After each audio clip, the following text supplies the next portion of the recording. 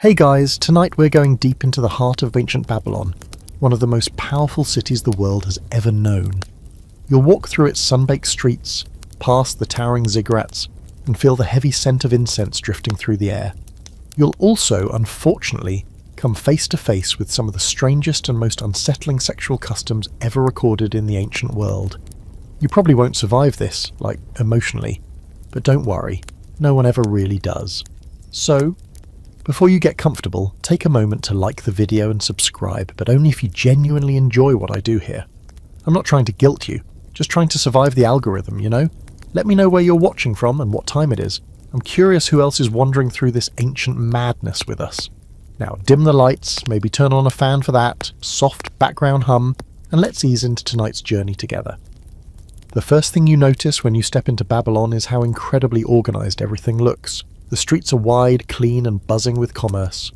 Clay bricks beneath your sandals radiate the leftover heat from the day, and gold shimmers faintly on distant towers. But the real centre of attention isn't the bustling markets, or even the looming, multi-layered ziggurat. It's that temple over there, the one dedicated to Ishtar, goddess of love, war, and, well, other forms of passion. Let's call it what it is, the Temple of Trouble. As you inch closer, drawn by music and the shimmer of lanterns, the reality of this place begins to sink in. It's not just a temple, it's an institution, a machine fueled by divine commandments, royal endorsements, and the steady offering of bodies. Every year, thousands of women pass through these doors, many only once in their lives, and not to pray exactly. You walk past long lines of young women, each dressed in gauzy robes, waiting stunnedly at the temple gates. Some hold flowers, some look nervous, others look resigned. And you're just trying not to make eye contact. That never goes well in places like this. Now, here's a historical fact that's going to mess with your brain. According to some ancient Greek sources, the Babylonians themselves didn't exactly keep Yelp reviews on this. The practice of sacred prostitution required every woman in Babylon to offer herself to a stranger at least once in her life, as an offering to Ishtar. Doesn't matter if you're rich, poor, married, single, young, old, every woman. 1 silver coin, 1 anonymous act, and then you were considered spiritually clean. You spot a priest in brilliant white robes moving down the line. He's selecting women based on some criteria you definitely don't understand. You're trying not to stare, but then the music shifts. Flutes, slow drums, someone burns something sweet and smoky, and the doors open. Inside, the air changes completely. Thick, warm, perfumed. If jasmine and cinnamon ever had a love child, it would smell like this. There are corridors wrapped in sheer curtains, and the flickering oil lamps cast shadows that flirt with your peripheral vision. You aren't even sure if this is real or some fever dream woven together with incense smoke and poor life decisions. A young acolyte motions for you to follow. You do, because apparently saying no to a divine invitation isn't really a thing here. Your guide doesn't speak, just gestures, and leads you to a softly lit room with cushions and more curtains. You hear distant laughter. A door opens and closes, and then you're alone. This might be a good time to mention that scholars still debate whether sacred prostitution was ever really practiced the way Herodotus claimed. Some say it was a ritual misinterpreted by outsiders.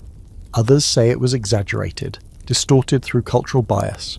But the temple exists, the legends persist, and you're here, in the heart of it, trying not to sneeze from all the damn incense. There's a carved plaque on the wall showing Ishtar, bare-breasted, wings flared, foot planted on the back of a lion. She's not a goddess who asks, she demands. And from the way people treat this place, no one dares question her. You sit, you wait, time stretches. Eventually someone enters. You don't look. That's part of the rule here. Anonymity is sacred. You hear the rustle of cloth. A soft voice whispers a prayer to Ishtar, and then the ritual begins. It's not romantic, it's not tender, it's not horrific either, just clinical, disconnected. Like two people moving through motions prescribed by centuries of belief and societal pressure. It's a transaction. 1 silver coin changes hands. 1 prayer is whispered again, and it's over. You walk out into the night air, blinking, confused. No one looks at you, no one speaks. Just more women in line, more acolytes moving like shadows, more smoke climbing up into the stars, and you realise that in Babylon, this isn't horrifying. It's normal. A quirky fact? Some legends claimed Ishtar would curse any woman who refused the ritual with infertility or endless bad luck in love, which, when you think about it, is one hell of a divine guilt trip. You leave the temple grounds and find a bench near the river, staring at the reflections, and you start to wonder, if no one questions a thing for long enough, does it stop being weird, or does everyone just get better at pretending? The night air is still thick with the scent of burnt myrrh and human sweat as you sit by the river, trying to unpack what just happened. There's no one to talk to, at least not anyone who'd think it was strange. In Babylon, this is just religion. That's the part that keeps catching in your brain like a splinter. No shame, no secrecy. What you just did back in the temple wasn't just allowed, it was expected, holy even. You participated in something people have been doing for centuries under the gaze of Ishtar herself. Congrats, but you don't have much time to dwell. A temple bell rings into the distance, long, slow, and low, and the street begins to change around you. Robes shuffle, people emerge from behind high stone walls, candles flicker into life along the road to the inner sanctuary, and you, because you have terrible instincts and even worse timing, decide to follow. The deeper you go, the more intense everything becomes. Gone is the faint reverence of the outer temple. Here in the inner compound it's different, louder, stranger. At the top of the marble steps waits another doorway, massive, flanked by 2 statues of lions with human eyes. They stare at you like they know something you don't. Inside it's darker, just slits of moonlight falling through high vents in the ceiling, like the place itself is being fed soft moonbeams instead of air. The walls shimmer faintly with embedded lapis lazuli catching silver light. A soft voice welcomes you. It's not a priest this time, but a priestess, her face painted with stars and her voice slow like honey, left in the sun. She tells you the ritual is about to begin, and you are lucky, so lucky, to witness the hieros gamos, the sacred marriage of Ishtar and her divine consort. You don't fully understand what that means yet, but when has that ever stopped anyone in Babylon? You're handed a small cup filled with a bitter red wine laced with something electric. It leaves your tongue tingling. You drink it, of course. Peer pressure's a thing even in 1750 BCE. You're led down a hall of white curtains, each embroidered with gold thread forming spirals, suns, and, peculiarly, rows of open eyes. Behind the final veil, there they are, the high priestess and her chosen partner, dressed as Ishtar and Dumuzi. They sit on a raised platform, surrounded by bowls of rose petals and burning spices. He looks uncomfortable. She does not. This is not a private affair, this is performance. Around them, nobles, clergy, and temple patrons sit cross-legged in respectful silence, watching as the divine pair reenact the marriage of heaven and earth. And yes, it is exactly what you think. They don't stop for modesty. There are no curtains. This is Babylon, baby. Here's your historical fact. Every year during the spring equinox, Babylonian temples held the hieros gamos, where the king or a high-ranking figure symbolically mated with the goddess through a high priestess. It was thought to bring fertility to the land, prosperity to the city, and ensure the gods didn't smite everyone with a sandstorm or worse. The wine kicks in. You feel lighter, floaty. Your brain tries to panic, but your body's like, nah, let's just vibe with the rose petals. The priestess moans in rhythm with the drums. The audience watches without flinching. Some begin to chant, others close their eyes and sway. You've never felt more like an outsider, and yet somehow complicit. And now here's the fringe theory. Some modern scholars suggest this entire ritual may have been largely symbolic, with no actual intercourse involved. Just elaborate pageantry. Others argue, not so gently, that oh no, it was very real, and possibly the core ritual of Babylonian temple life. It's one of those debates that keeps ancient historians fighting in academic forums and awkwardly dodging questions at dinner parties. But back to you. You're sitting on the floor of a holy room, surrounded by men and women who think you're witnessing divine union, and you're just trying to figure out if your wine was laced with datura, or just some extremely niche Sumerian root herb. The chanting rises. You get a whiff of something pungent, maybe opium, maybe just more burning myrrh, and then the room sort of blurs, and then it stops, just like that. The priestess stands. Her partner bows his head. The ritual is over, the spell broken, the trance fading. You're ushered back out into the hallway, blinking under torchlight. Everyone is silent. No clapping, no cheers, only reverence. Even now it feels like you've stumbled into something massive, something you don't fully understand, like watching someone else's god in the act of creation. You pass a wall painting on the way out, Ishtar descending into the underworld. Her clothing falls away piece by piece with each level she passes. You remember someone once told you the myth was a metaphor for surrender, for sacrifice. Maybe that's all of this is. Maybe that's how people made sense of things they couldn't control: famine, drought, fertility, death. Maybe the only way to feel safe was to make your body the bridge between human fear and divine chaos. Or maybe they were just really, really into weird public theatre. As you step outside, the sun's already threatening the horizon. Babylon is waking. Vendors roll out carts. Slaves carry jugs of water. Pigeons coo from temple ledges. And no one, not one person, looks surprised at what happened last night. For them, it's just the divine order of things. You, though, you're going to need another drink. The sun crawls up over the horizon, and you realize you haven't slept. Not that sleep feels like a thing people do in Babylon. This city pulses with energy that never dies down, like it's always on the edge of another ritual, another decree, another public spectacle. You're not even sure what day it is anymore. But you do know one thing: you're due for a breather, so naturally you wander into another existential nightmare. It starts off innocent enough. You're walking through the Ishtar Gate district, passing street hawkers yelling over each other about figs, goats, and miracle ointments. Someone tries to sell you a carved fertility idol with very ambitious proportion. You decline, barely. Then you reach a wide plaza that smells faintly of smoke and stale perfume, and you see them. Women, lined up under a covered stone archway, quiet, waiting. Not dressed as priestesses this time.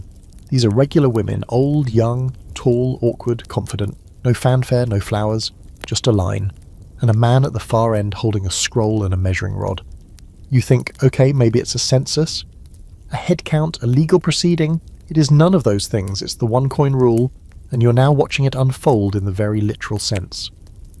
A grizzled old merchant, smelling like goat milk and triumph, approaches the front of the line. A woman steps forward. They exchange words you can't hear. Then she kneels, touches her forehead to the dusty ground, and follows him into a shaded stall behind the platform. She'll return shortly with a single silver coin in hand. Her obligation to Ishtar fulfilled. You glance around to see if anyone else looks appalled. They don't. In fact, a small crowd has gathered to observe the line, like it's a casual afternoon market attraction. A woman in a red veil even brings her child to watch.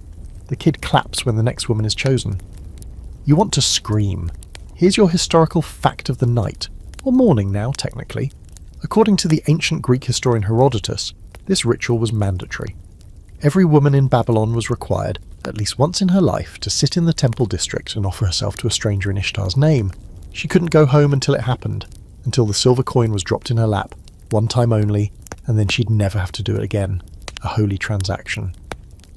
Now, modern scholars are, let's say, deeply split on this one. Some argue that Herodotus exaggerated or misinterpreted a more symbolic or optional rite. Others believe the practice was very real, but maybe not as widespread or systematic as he claimed. There's no Babylonian law code that confirms it, no temple records outlining quotas, but oral tradition and foreign accounts kept the story alive, and that's enough to make it part of the mythos. Quirky fact: in some interpretations, the silver coin wasn't just payment. It was considered a sacred offering to the goddess herself. Meaning technically, the man was just the delivery system, romantic war, right? You stay in the shadows and watch as the line shuffles forward. Some women look embarrassed, others bored. A few seem oddly empowered by it, like they're reclaiming something. Maybe they are. You wouldn't dare ask. One girl can't be more than 16. She looks pale, clenched. She tries to hide her trembling hands under her shawl. The man who chooses her is at least 50, bald with yellow teeth and a belly that shifts like wet laundry when he walks. She follows him. She does not come back. That's when the priest on the platform calls out something in a clear, sharp voice. Everyone pauses. The crowd murmurs. Then they all turn to you. Apparently you've been standing too long, looking too curious. You're waved forward. You do what you always do in Babylon. Try not to panic while complying politely. You approach the platform and murmur the words you've been practicing. You say you're not from here, not initiated. You say you're just watching. A pilgrim? Maybe. A tourist? The priest raises an eyebrow. He says, Ishtar does not overlook any heart. You say, totally, love that. He waves you off mercifully, and you slink back into the side streets, your heart racing. For a second there, you nearly became part of the line. You stop at a stall and buy something to eat. Dates stuffed with honey and crushed almonds. They taste like guilt, but they're still delicious. Welcome to Babylon. As you sit chewing and watching a lizard crawl across a stone wall, you think about how many women have sat on that same stone waiting for a coin that would buy them a piece of spiritual peace. You think about how powerful belief can be. Powerful enough to turn a sacred obligation into a public performance. Powerful enough to make shame a holy thing. And maybe that's what makes Babylon so hard to grasp. It's not that people are twisted or cruel. It's that the city wraps the divine around every part of life. Birth, death, love, sex, power. Until you can't tell where God ends and humanity begins. Until people start doing unspeakable things and calling it holy. You finish your snack and look up. The crowd's gone. The women have disappeared into their own lives. The stone archway is just a stone archway again, and the city moves on like it always does. You, though, you carry it now. That image, that line, that ancient rule. One woman, one time, one coin, and all the gods watching. You're walking again. Babylon doesn't really let you stop for long. The heat's picking up, and your feet ache from dodging carts and ceremonial parades. Yes, parades. Apparently today's a feast day. Again. This place has more holidays than actual work days, and they all seem to involve a lot of drums, flowers, sweating oxen, and unsettling facial expressions. You follow a string of priests chanting in Sumerian as they carry garlands of reeds and a gilded idol that looks suspiciously like it might need therapy. The crowd parts to let them pass, eyes low, hands clasped.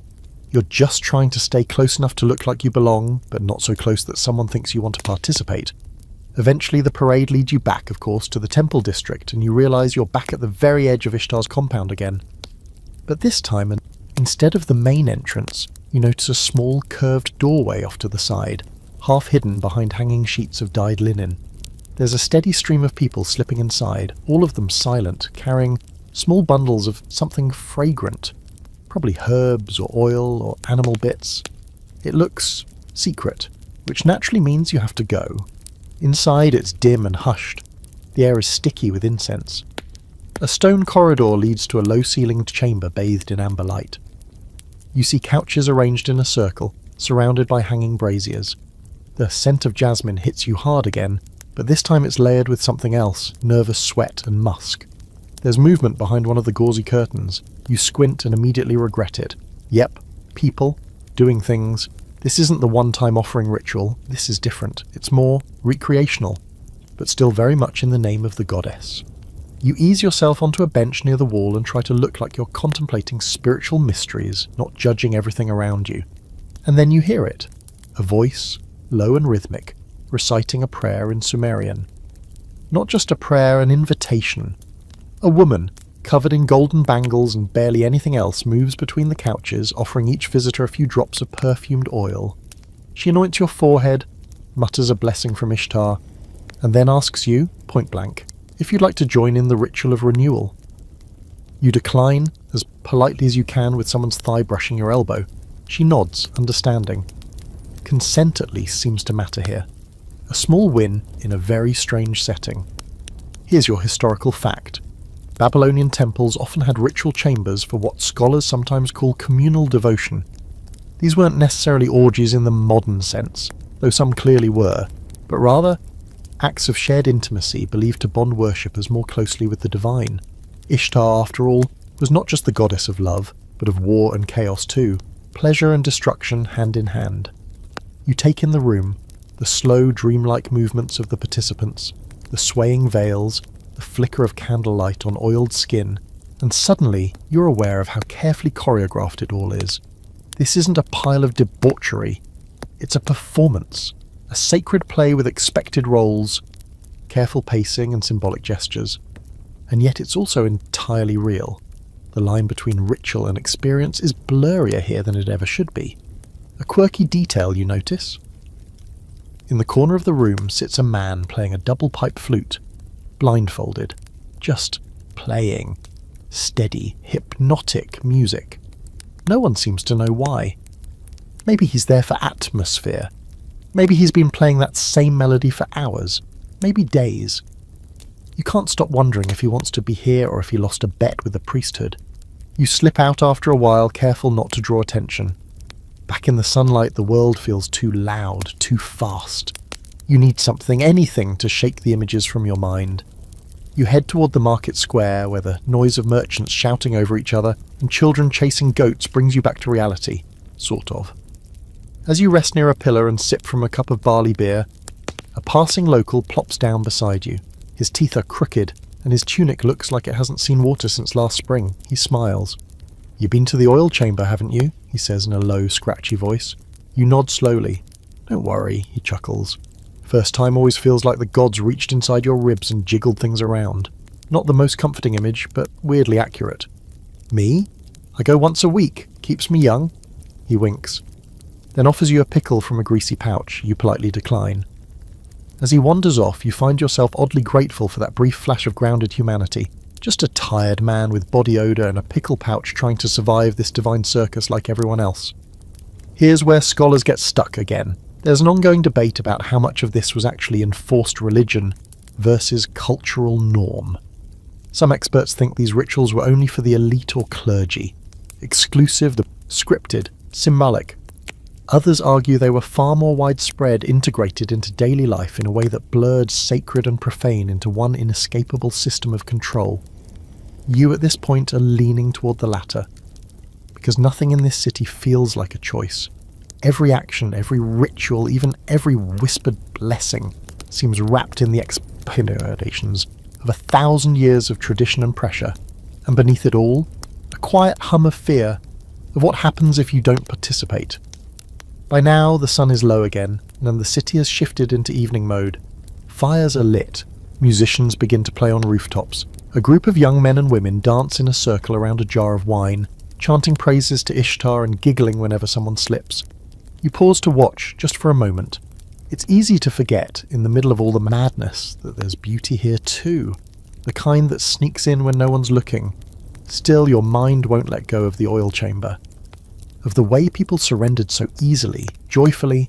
Ritual or not, it was real for them, and maybe that's the most disturbing thing of all.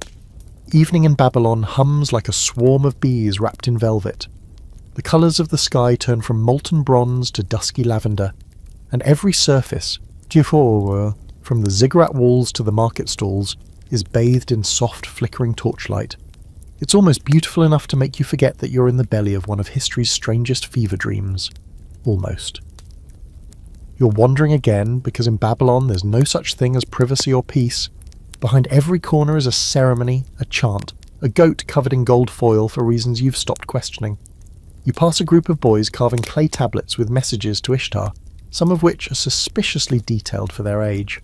You stop long enough to realise that yes, even children learn early. Kiel, that the gods have needs, and those needs are everyone's business. But your feet carry you farther, drawn by music echoing through narrow corridors. You follow the sound to a place where the stone walls grow wider, cooler. The air shifts, less smoke, more damp. You've stumbled into the inner compound of the high priests. You shouldn't be here. A tall man in deep blue robes greets you at the gate, eyes rimmed with kohl and head shaved clean. He studies you with the kind of expression that says, "I know what you've seen," which is never what you want to hear in Babylon. But he steps aside, gesturing silently for you to enter, and so you do, like the human cautionary tale you've become.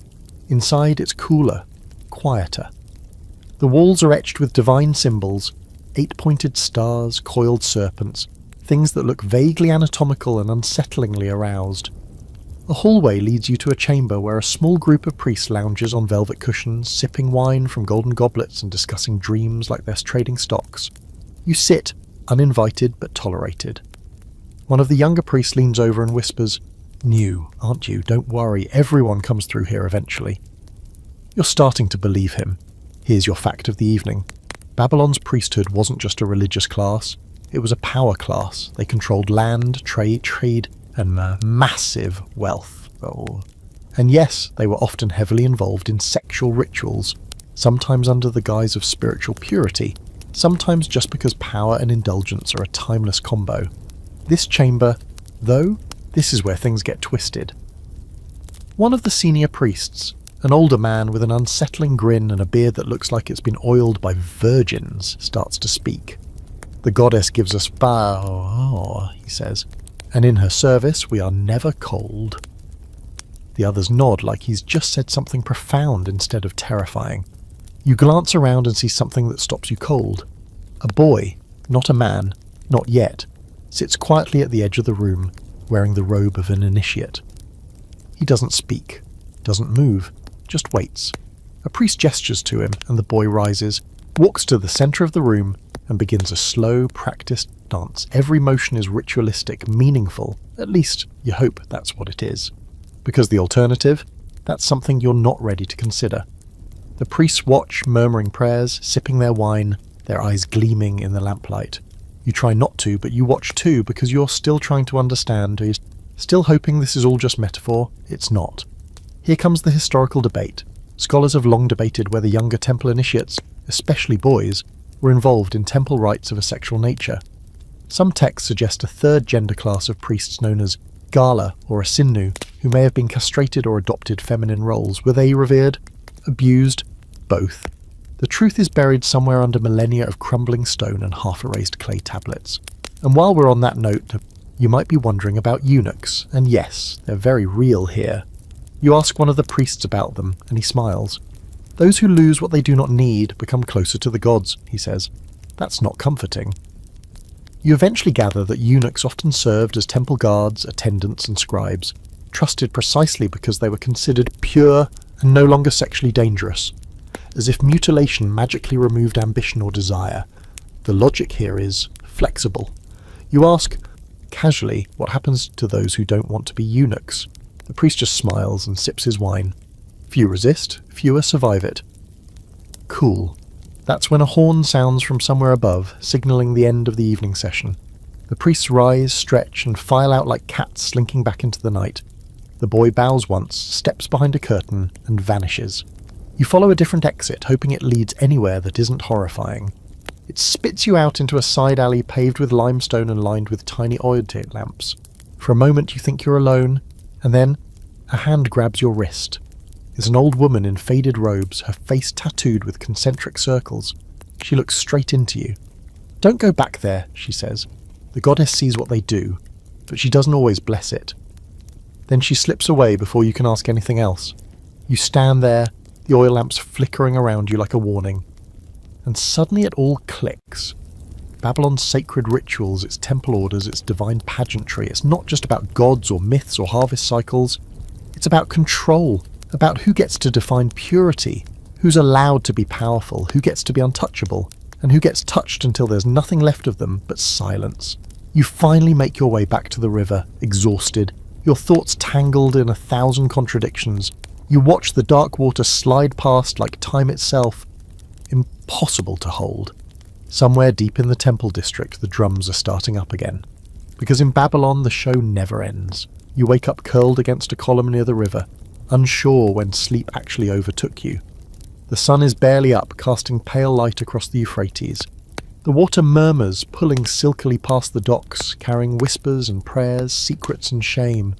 Somewhere far off, a conch shell moans, another morning ritual beginning. Another day of Babylon pretending it hasn't lost its mind. You stretch and wince, your back cracks. Your neck feels like it was used as a drum during one of Ishtar's parties.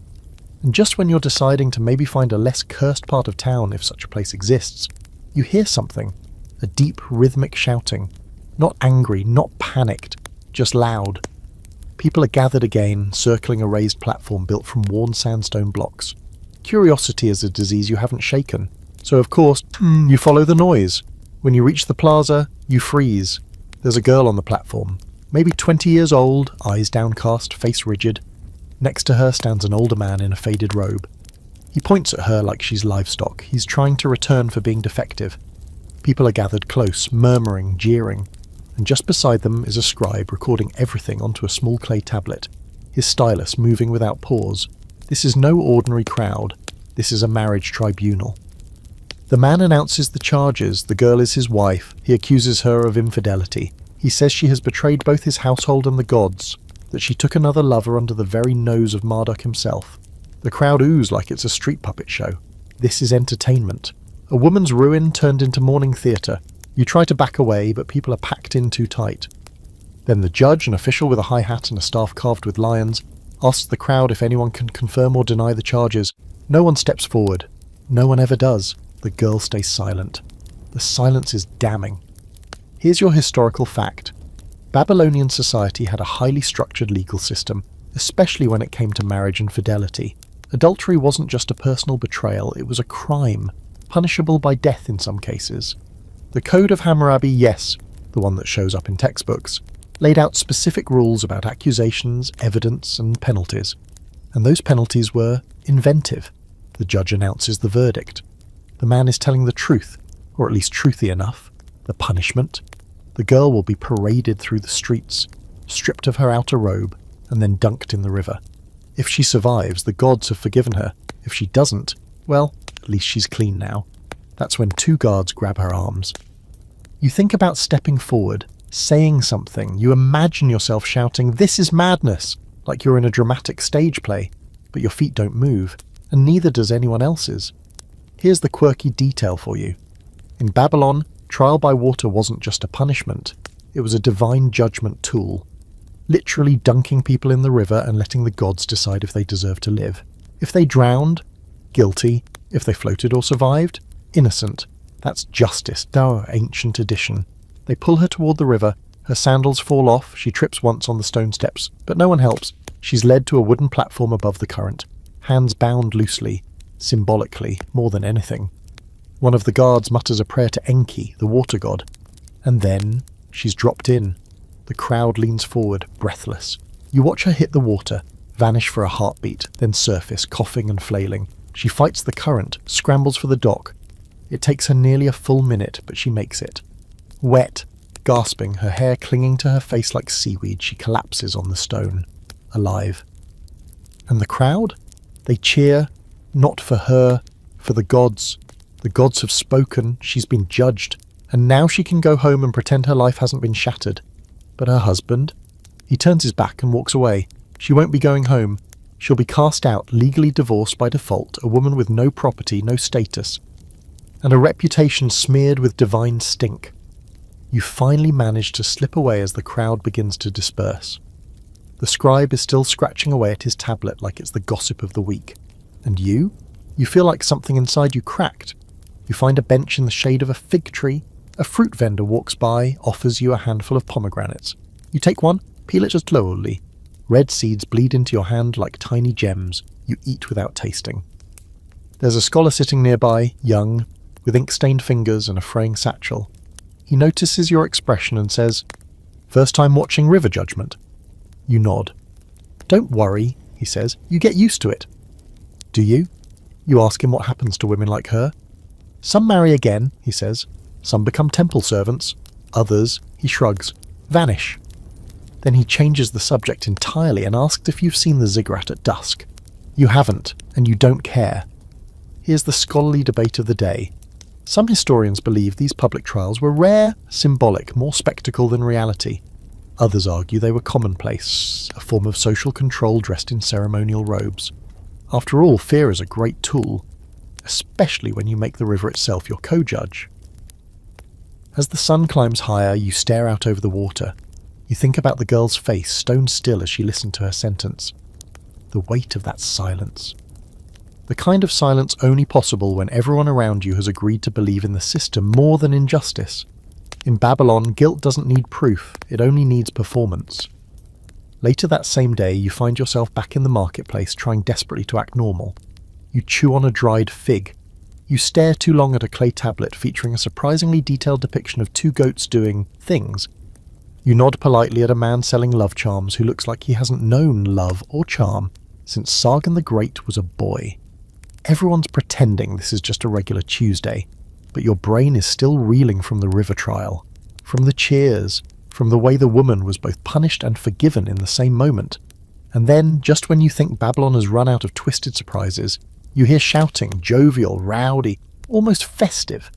You follow it, because apparently that's your whole personality now, and arrive at an open plaza filled with bright fabric tents, music, and a crowd forming a semicircle around a large platform. It's like a carnival, if carnivals were less cotton candy and more human auction. Welcome to the Virgin Bride Market. The first thing you notice is the lineup. Young women standing in rows, arranged roughly from most elaborately dressed to least. At first glance you might think it's a bridal fashion show. And in a way it is, except instead of getting a bouquet, these girls get purchased. A man in a black tunic steps onto the platform and announces the beginning of the annual marriage auction. All eligible virgins of this district, he says, present and accounted for. The crowd cheers like he's just announced free wine. One by one the girls are brought forward. The first is breathtaking, probably 17, with eyes like lapis and hair coiled into perfect loops. The bidding starts fast. Hands shoot up, gold rings flash. A fat merchant wins her for what sounds like a small nation's annual barley yield. The second girl steps forward. She's beautiful too, though less extravagantly so. Still, the crowd competes. There's laughter, shouts, jokes in Sumerian that you probably wouldn't want translated. And you realise what's happening. This isn't just about marriage, it's about status. These men aren't just buying wives, they're showing off wealth, taste, and the ability to outbid their rivals. It's like an ancient version of flashing your sports car, only your car is a terrified teenager in a silk shawl. Here's your historical fact. According to Herodotus and some cuneiform records, Babylon held annual bride auctions, especially for young women who lacked dowries. The money earned from selling the most beautiful brides would be used to fund marriages for the less desirable ones. It was, by their logic, an equalizing system. A community effort. And here comes the strange twist, it sort of was. After the top brides are sold off to the highest bidders, the auctioneer starts pulling from the middle and bottom rows. These girls are plainer, older, or marked in some way. A limp, a scar, or simply not meeting the rigid Babylonian beauty standards. And here's where things flip. Instead of buyers paying for the bride, the auctioneer starts offering dowries to the men. That's right. You want this girl? Or we'll pay you to marry her, Mia. At first, this seems horrifying, but then you realise, without this part of the system, these women would likely never marry. And in Babylon, that means no household, no status, no protection. You can't work alone, you can't own property, you're just floating, legally invisible. In a society where everything's about hierarchy and family lines, that's as good as being dead. A middle-aged man steps forward to claim one of the girls in the paid-to-take tier. She doesn't look surprised. She nods once, expression unreadable, and walks calmly toward him. A priest marks their names in a book. Just like that, they're married. You're watching all of this with the same expression people get when they witness a slow-motion goat cart crash. It's horrifying, but you cannot look away. A quirky detail: one girl, probably just barely old enough, is auctioned with a clay token tied around her neck that literally reads, "Excellent hips, not great eyes." Not charming, hips. Some scribe really took the time to inscribe that. Priorities. You ask one of the men nearby if these auctions are common. Once a year, he says. Best way to get a good wife without wasting time negotiating with her father. You ask what happens if no one bids, even with the dowry. He shrugs. Temple service, or weaving, or worse. Worse, you suspect, means a life of servitude with no name attached to your work. Now for your scholarly debate.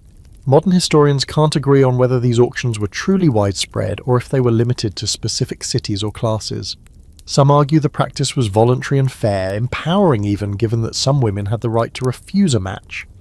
Others say those rights were rarely honoured in practice. Either way, the bride market has become one of Babylon's most enduring and unsettling reputations. Back in the plaza, the last girl has just been won for a small satchel of lentils and a promise to build her a roofed home. She's thin, her tunic patched. But the way she clutches her husband's arm, it's hard to tell if it's relief or resignation. The crowd begins to disperse. The platform is swept clean. Musicians strike up a tune, and children start dancing, as if they hadn't just watched women get sold to strangers like plucked dates in a basket. You sit down on a bench and try to make sense of it all. Was this empowerment? A form of welfare, or just socially sanctioned commodification dressed up with garlands and flutes? And then you remember the most Babylonian truth of all. Sometimes it's all three. In this city, even kindness comes laced with ownership. Even charity comes with strings. And the prettiest flowers grow from the strangest soil. By now, your definition of normal has eroded like a mud brick in a flash flood. In Babylon, One day you're dodging goat entrails in the market. The next you're watching teenage girls get auctioned to sweaty merchants. And if you think the city's rituals can't get any weirder, just wait until spring hits. And with it, the festival of Akitu. You first hear about it from a boy selling reed baskets. Tomorrow, he whispers, wide-eyed, the gods change everything. You ask what that means, and he just grins with way too many teeth and runs off. That's always a good sign. At dawn, a blast of horns echoes across the city. The ziggurat bells ring so hard the air vibrates. People pour into the streets wearing wreaths of barley and strange little clay amulets that look like they were made in a hurry by someone who hates proportions. You're swept up in a crowd moving toward the city centre, past the statue of Marduk, Babylon's top god, the Big Cheese, the divine CEO, and his temple, which is currently being decorated with red cords and a lot of feathers. Like, a lot of feathers. Someone's budget went wild. Today marks the beginning of the New Year festival, Akitu, a 12-day party that involves drinking, sacrifices, ritual humiliation, and yes, very specific kinds of recreational partner swapping. You know, like all great holidays. You've barely had time to figure out what's happening before the crowds divide into two processions. One heads for the city gate, the other toward the temple gardens. You do what any rational person would do. You follow the one with music and less smoke. In the gardens, couples gather, some already dancing, others laughing awkwardly. There's a charged atmosphere, like the moment before a storm, or a particularly sketchy college orientation week. A priest stands on a platform and begins a long prayer to Marduk and Ishtar, calling for renewal, abundance and peace among the city's households.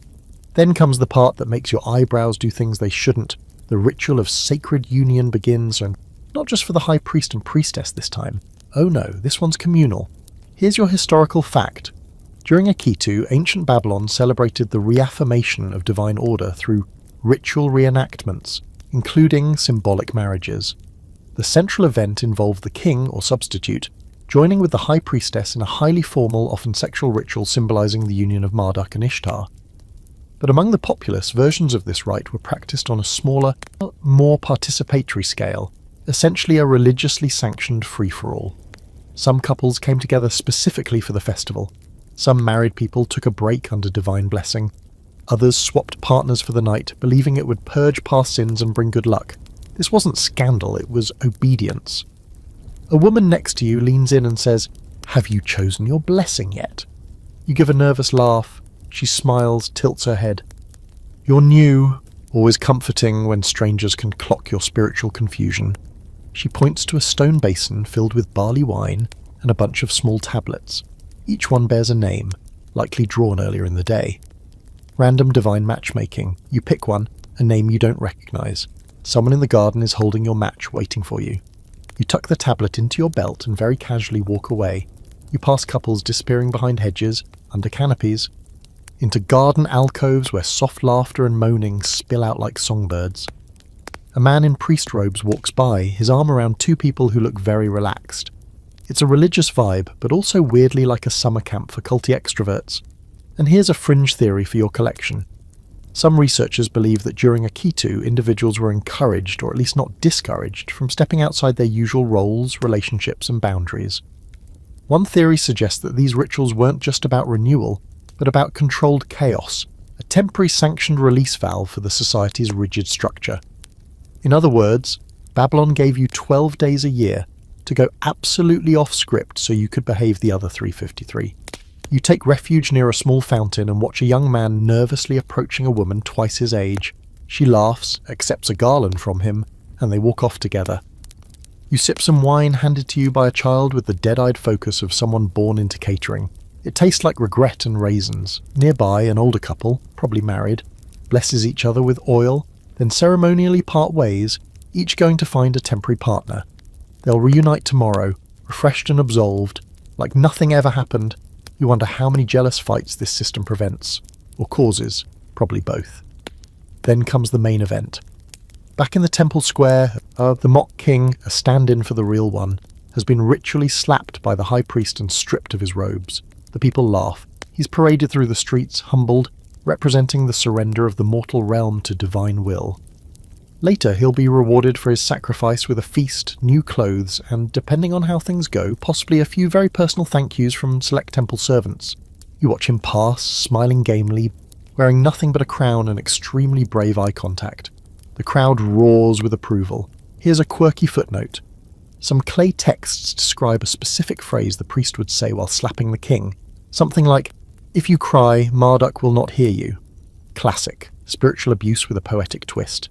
As night falls, the torches return.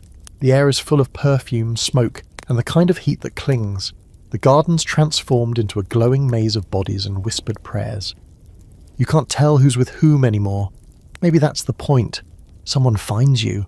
Maybe your match, maybe not. They smile, take your hand, say nothing. You don't move. Not yet. Because here's the thing about Babylon.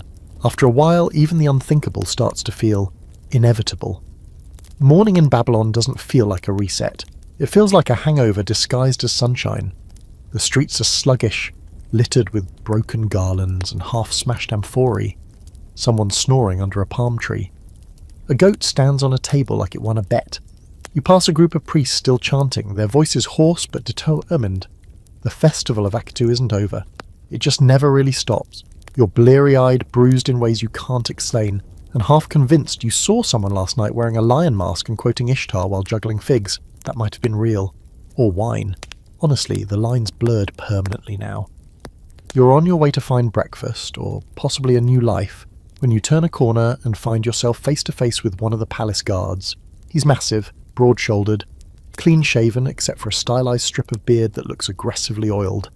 His armor glints in the sun, and he's not smiling. "You," he says. "The scribes want you." And just like that, you're not hungry anymore. You're escorted through the palace's side entrance, through shadowed halls decorated with elaborate tile mosaics of men stabbing lions, lions stabbing men, lions stabbing each other. Look, it's a theme. Eventually you're brought into a wide marble chamber, where a scribe sits on a raised dais, flanked by more guards. The scribe's robes are pristine, his hair curled into those tight spirals that only happen when someone spends 3 hours on your head with a bronze rod and oil. He gestures for you to sit, then, without looking up from his tablet, says, "Tell me what you know of the eunuchs." Okay, so this just got serious. You clear your throat and admit you know what everyone knows. Eunuchs serve in the palace, guard the harem, run messages, and are generally considered trustworthy. The scribe looks up slowly, pinning you with an expression that could curdle milk. And do you know why they are trusted? This feels like a trick, and you're painfully aware there are men with sharp things standing behind you, so you choose honesty, Tov. Because they can't interfere. The scribe smiles thinly. Correct. Here's your historical fact. Babylonian palaces, like those of many ancient empires, employed eunuchs, men who had been castrated, often in childhood, to serve in positions of sensitive authority. They guarded the king's wives and concubines, managed inner court affairs, and were believed to be loyal due to their lack of family ambition.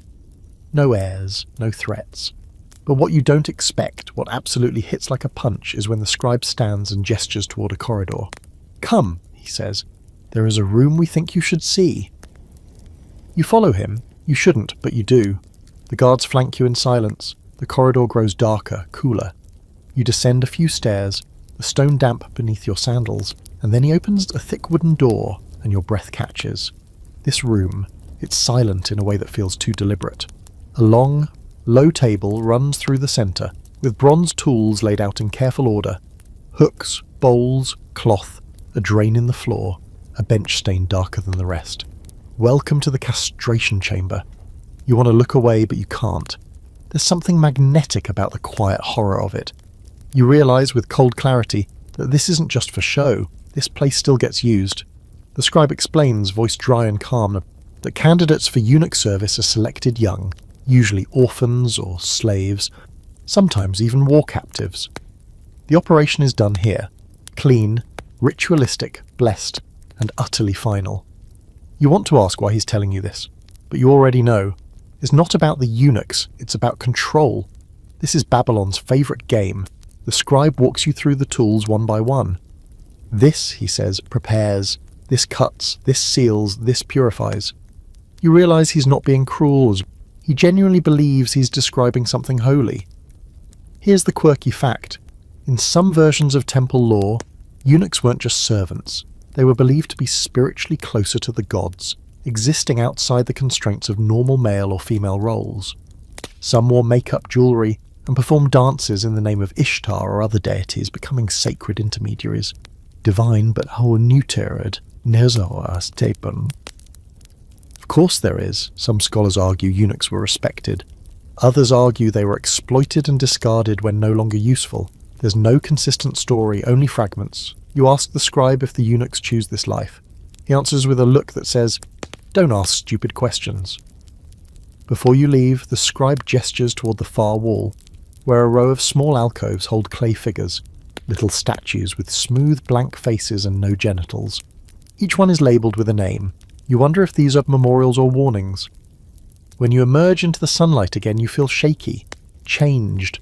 Your hands smell faintly of smoke and disinfectant herbs. The guards say nothing as they escort you back into the city streets and vanish like smoke into the crowd. You wander without purpose for a while. Everything feels quieter now. Even the bells seem dulled. You sit near a fountain and watch two children play with a carved wooden horse.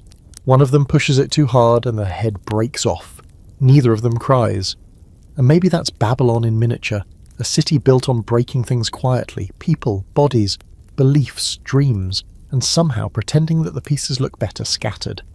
You don't go near the palace district for the next 2 days, not even close. You avoid anything with shaved heads, perfectly oiled beards, or the faintest smell of sterilized bronze. Every time you pass a eunuch in the market, you fight the instinct to look too long. Not out of judgment, out of deep, skin-prickling guilt. Because now you know what it cost them, and they walk past you every day like nothing happened. Instead, you try to reorient yourself in the more normal parts of the city. The bakeries smell like sesame and honey. The scribes are out copying business contracts and cursing about the sun drying their ink too fast. For a moment, you even believe you might just go a few hours without witnessing something deeply horrifying. But this is Babylon, and you, dear listener, have terrible luck. While wandering the edges of the temple district, you swear it was an accident. You find yourself back near the ziggurat. Not the towering main one, but a smaller satellite temple, its bricks scorched by sun and age. You approach out of mild curiosity and very poor judgment. Then you hear it. A sharp cry, not pain exactly, but something close, shocked surrender. You hesitate. Do you walk away? Of course not. You step through a curtained doorway and immediately wish you hadn't. What you see next feels like you've stumbled into a fever dream staged by performance art students who took too many hallucinogens. There's a small chamber lit with oil lamps, walls draped in black and indigo cloth. In the centre lies a man, fully clothed except for a wide opening at the chest. Around him, 4 women in ceremonial garb are chanting and rubbing his body with thick oil that glows faintly green under the lamplight. A 5th woman stands over him, whispering into his ear in a language you don't understand. Then, without warning, one of the women brings out a sharp, curved blade. Not for violence, thankfully, but for something else. Engraving. She presses the blade to the man's chest and begins to etch shallow, symbolic cuts along his skin, tracing patterns you vaguely recognize from temple carvings, spirals, eyes, what might be a scorpion. The man's breathing speeds up, but he doesn't cry out again. This, apparently, is a ritual of possession, and you're the unwilling audience. A temple acolyte notices you standing dumbstruck and gently guides you aside. "You are lucky," he says. "Few outsiders see this right." You try to smile. It feels like your face is sliding off. Here's your historical fact. In Babylonian spiritual practices, particularly those tied to Ishtar and other chthonic deities, ritual possession was sometimes used to purge sin, welcome divine visions, or enter a temporary state of sacred madness. Priests and priestesses might enter trance states via music, drugs, sex, or pain, sometimes all at once, to allow the gods to speak through them. The man on the floor is now twitching gently. One of the women, maybe the high priestess, places a small clay idol on his chest. It's Ishtar. Of course, she of war, sex, and inconvenient timing. The priestess announces that the man has been chosen as a vessel for divine wisdom. For the next 3 days, he will live in the temple, speak in riddles, and be waited upon. He is not to be questioned, not to be touched, not to be denied anything. And then she looks at you. Would you like to assist? You have no idea what that means, but apparently you nod. Because the next thing you know, you're helping carry the now unconscious man to a padded alcove in the back of the temple. You're handed a bowl of herbs, a cloth, and instructions to keep his forehead cool. Don't wake him. Just listen. Great. You've become a babysitter for a man who might start channeling divine rage any minute. While he sleeps, you sit cross-legged beside him, listening to the murmur of chants from the next room. You watch the faint rise and fall of his chest. You notice the fine, fresh cuts beginning to scab. You wonder if he wanted this, or if he simply reached a point where this bizarre surrender seemed better than being invisible. Here's your quirky fact. Some Babylonian temples kept detailed records of vessel performances, and one tablet even describes a man possessed by the goddess who ordered everyone to strip and dance like peacocks. No one argued. There are no notes about how that went, only that he was served a fig and declared well marbled of mind before falling asleep in a grain basket. You sit with the vessel for hours. Eventually he wakes, eyes wide, unfocused, glowing with that slightly insane shine you've come to associate with Babylonian religious experience. He speaks. I saw Ishtar riding the lion of the north. Her eyes burned stars into my skull. She said, "The walls of the world are teeth." You write that down, just in case it's useful later. Then he looks directly at you and whispers, "She also said, you're not from here." You freeze, but he closes his eyes again and sinks back into sleep, smiling faintly, as though Ishtar herself had given him a gentle pat on the head. The priestess returns. She thanks you, touches your forehead with her thumb, and says, "The goddess sees your curiosity. You should be careful, she eats the curious," again with the terrifying compliments. You stumble out of the temple into the fading afternoon light. The city bustles around you like nothing happened, but you feel like you've just spent 6 hours in the basement of the gods, and they definitely made eye contact. You find a bench, sit hard and stare at a cracked amphora rolling down the street like it's got secrets. Somewhere in the back of your skull you hear a whisper. The walls of the world are teeth. You really hope that was metaphor. You wake the next morning tangled in reed mats and regret. There's something sticky in your hair.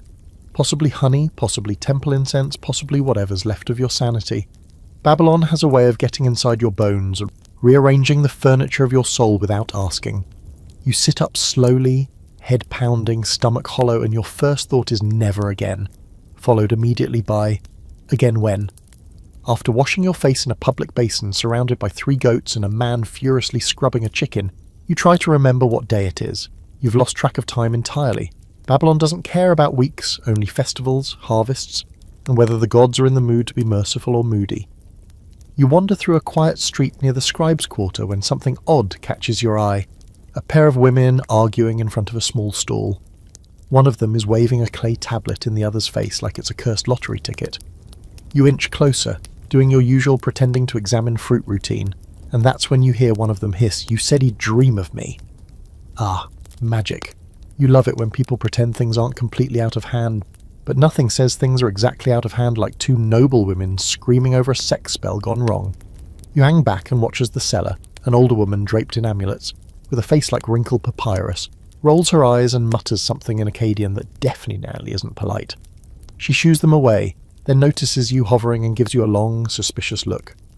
"You want love?" she asks. You're too sleep-deprived to lie, so you say, "Not especially." She shrugs. "Then maybe you need revenge." And just like that, you've been adopted by a Babylonian magic worker, or as the scribes call her behind her back, that crazy old woman with the wax dolls and sharp teeth.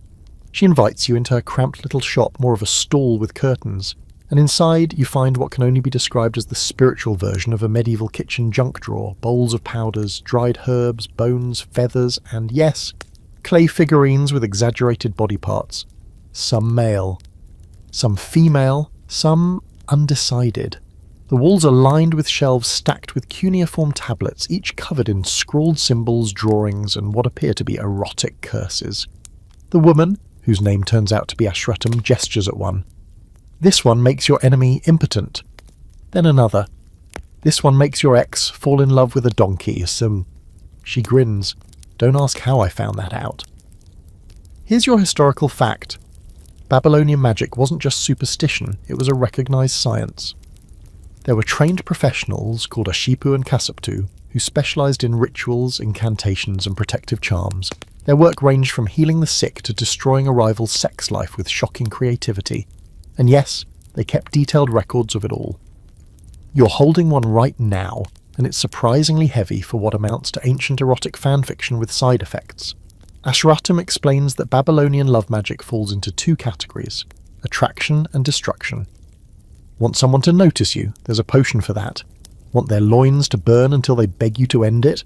Oh, she's got that covered too. All ingredients locally sourced, naturally, very ethical, except for the occasional frog. She opens a small wooden box and reveals what can only be described as spell components. Dolls made of clay, wax, and even bread dough. Some are pierced with thorns, others are lovingly carved. One has tiny golden earrings. She paid extra, Ashratum shrugs.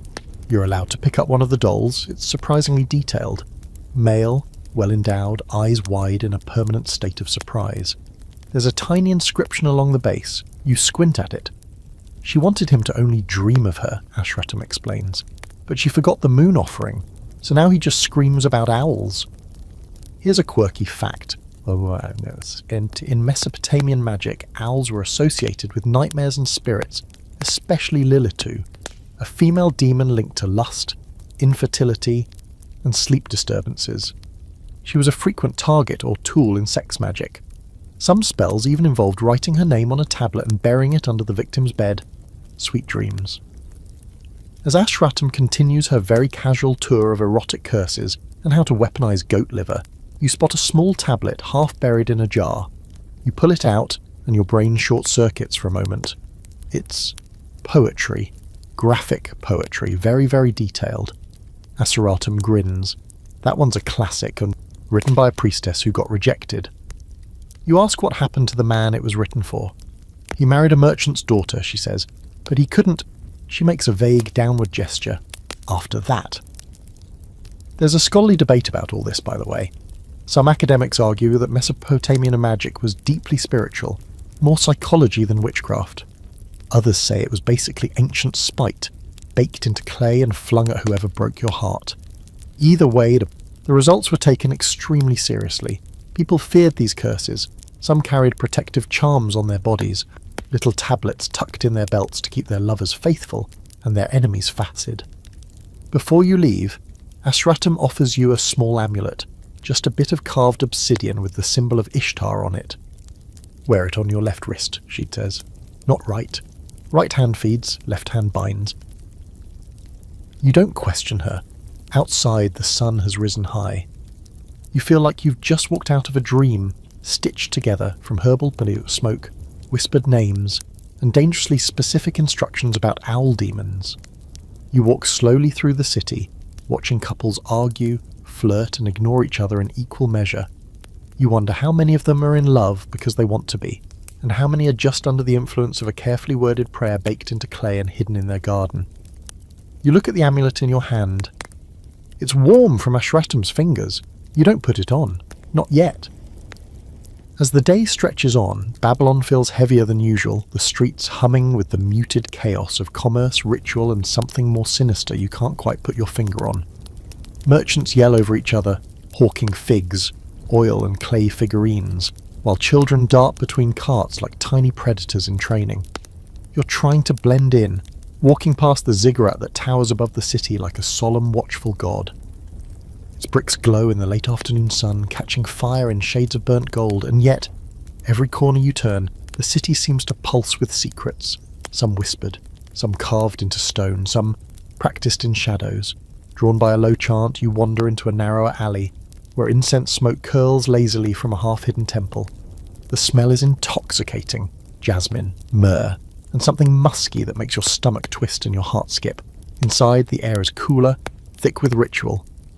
A circle of figures kneels on soft rugs, candles casting elongated shadows that flicker like restless spirits. They chant in low, almost hypnotic tones, and their hands move rhythmically over clay tablets etched with intricate symbols. At the centre sits a small altar. On it a carved lion, a tiny figure of Ishtar perched atop its back. The participants are performing a fertility rite, one that looks both meticulous and unnervingly intimate. Here's your historical fact. Fertility rituals were central to Babylonian religion. They were intended to ensure prosperity for crops, livestock, and human families alike. Sometimes these rituals involved symbolic sexual acts, sometimes offerings of food, wine, or incense, and occasionally, as accounts suggest, participants would enact divine unions, believing that their actions could influence the gods themselves. These rites were highly formalized with specific prayers, chants, and ceremonial tools including clay figurines like those Ashratam showed you. A figure in the circle, a young priestess, suddenly gestures toward you. You freeze. Then, without explanation, she hands you a small, flat clay tablet. On it, etched in delicate cuneiform, is a love charm. It's meant to bind a desired partner to the bearer's heart. Your fingers tremble as you hold it, aware that this isn't some harmless trinket. In Babylon, a charm like this is taken seriously. It's not magic in the whimsical sense, it's a tool, and like all tools, it can harm or heal depending on the hand that wields it. Quirky fact, some Babylonian charms were constructed to influence dreams. One could place a tablet under a pillow and supposedly induce visions of love, or nightmares of rejection, depending on the incantation. Some scholars even suggest that the dream influence aspect of these charms contributed to what modern psychology would call placebo effects or subconscious suggestion. Basically, Babylonian science meets superstition in clay form. While you're processing this, one of the ritual participants, a man with sharp eyes and the bearing of someone accustomed to obedience, leans over. "Do you understand what you hold?" he asks. You mumble something non-committal. He nods, apparently satisfied. Then carry it carefully. It chooses its moments. You have no idea what that means, but it sounds ominous, which fits right in with the city's usual energy. You leave the temple, tablet tucked safely into your belt. Outside, the streets are thrumming with life. Children chase goats, a woman sings over a basket of dates, a dog barks at a cart full of grain. And yet every mundane scene is tinged with the latent tension of Babylonian society. The knowledge that every action, every glance, every whispered word could be seen, judged, or ritualized. Even something as simple as walking down a street could have unseen consequences. A subtle breeze carries the faint smell of roasted meat and incense, and as you breathe it in, your thoughts drift to what Ashratam told you. That love, desire, and fear are all instruments in Babylon, that the gods see through masks and ceremonies alike, that a single action, or even an inaction, can ripple across lives in ways you might not understand for decades. The thought is dizzying. You make your way to a bench near the river. The water shimmers, reflecting the setting sun in fragmented gold, reminding you of the ziggurats bricks earlier. Across the water, a group of women gathers, their voices lilting in song as they prepare for a smaller ritual. Perhaps it's a purification rite or a prelude to another festival. Whatever it is, the devotion is palpable. Even from your distance, you can feel the power of belief pressing down, heavy but strangely comforting in its consistency. As evening approaches, the city begins to change. Lanterns are lit, flickering lights casting long shadows on walls and cobblestones. The air grows cooler, carrying hints of smoke, spices, and damp earth. In the distance, faint drumming begins, a reminder that even when you stop noticing, Babylon doesn't. It moves, breathes, and demands attention. You tuck the tablet safely in your robe, feeling both the weight of its promise and the weight of the city pressing in from all sides. In Babylon, curiosity is both a gift and a danger, and tonight, it's yours to carry. Night falls like a heavy velvet curtain over Babylon, and the city takes on a new, more intimate personality. Torches flicker along the streets, throwing long shadows across cracked stones, while the soft murmur of the Euphrates carries through the alleys, mingling with distant chants. The air is thick with the aroma of roasted grain, perfumed oil, and the faint metallic tang of fear. Even from the riverbank you can feel the pulse of the city, the quiet tension that always precedes ritual, the unspoken knowledge that the gods are watching, and that in Babylon there's no separating the sacred from the disturbing. Drawn once more toward the temple district, you find yourself near a cluster of smaller shrines, tucked behind high walls and hanging vines. One shrine, dedicated to Ishtar, emits a strange, almost magnetic energy. From within you hear soft chanting, low and rhythmic, punctuated by what sounds like the quiet beating of drums. Peeking through a crack in the door, you see a priestess kneeling over a small bronze basin.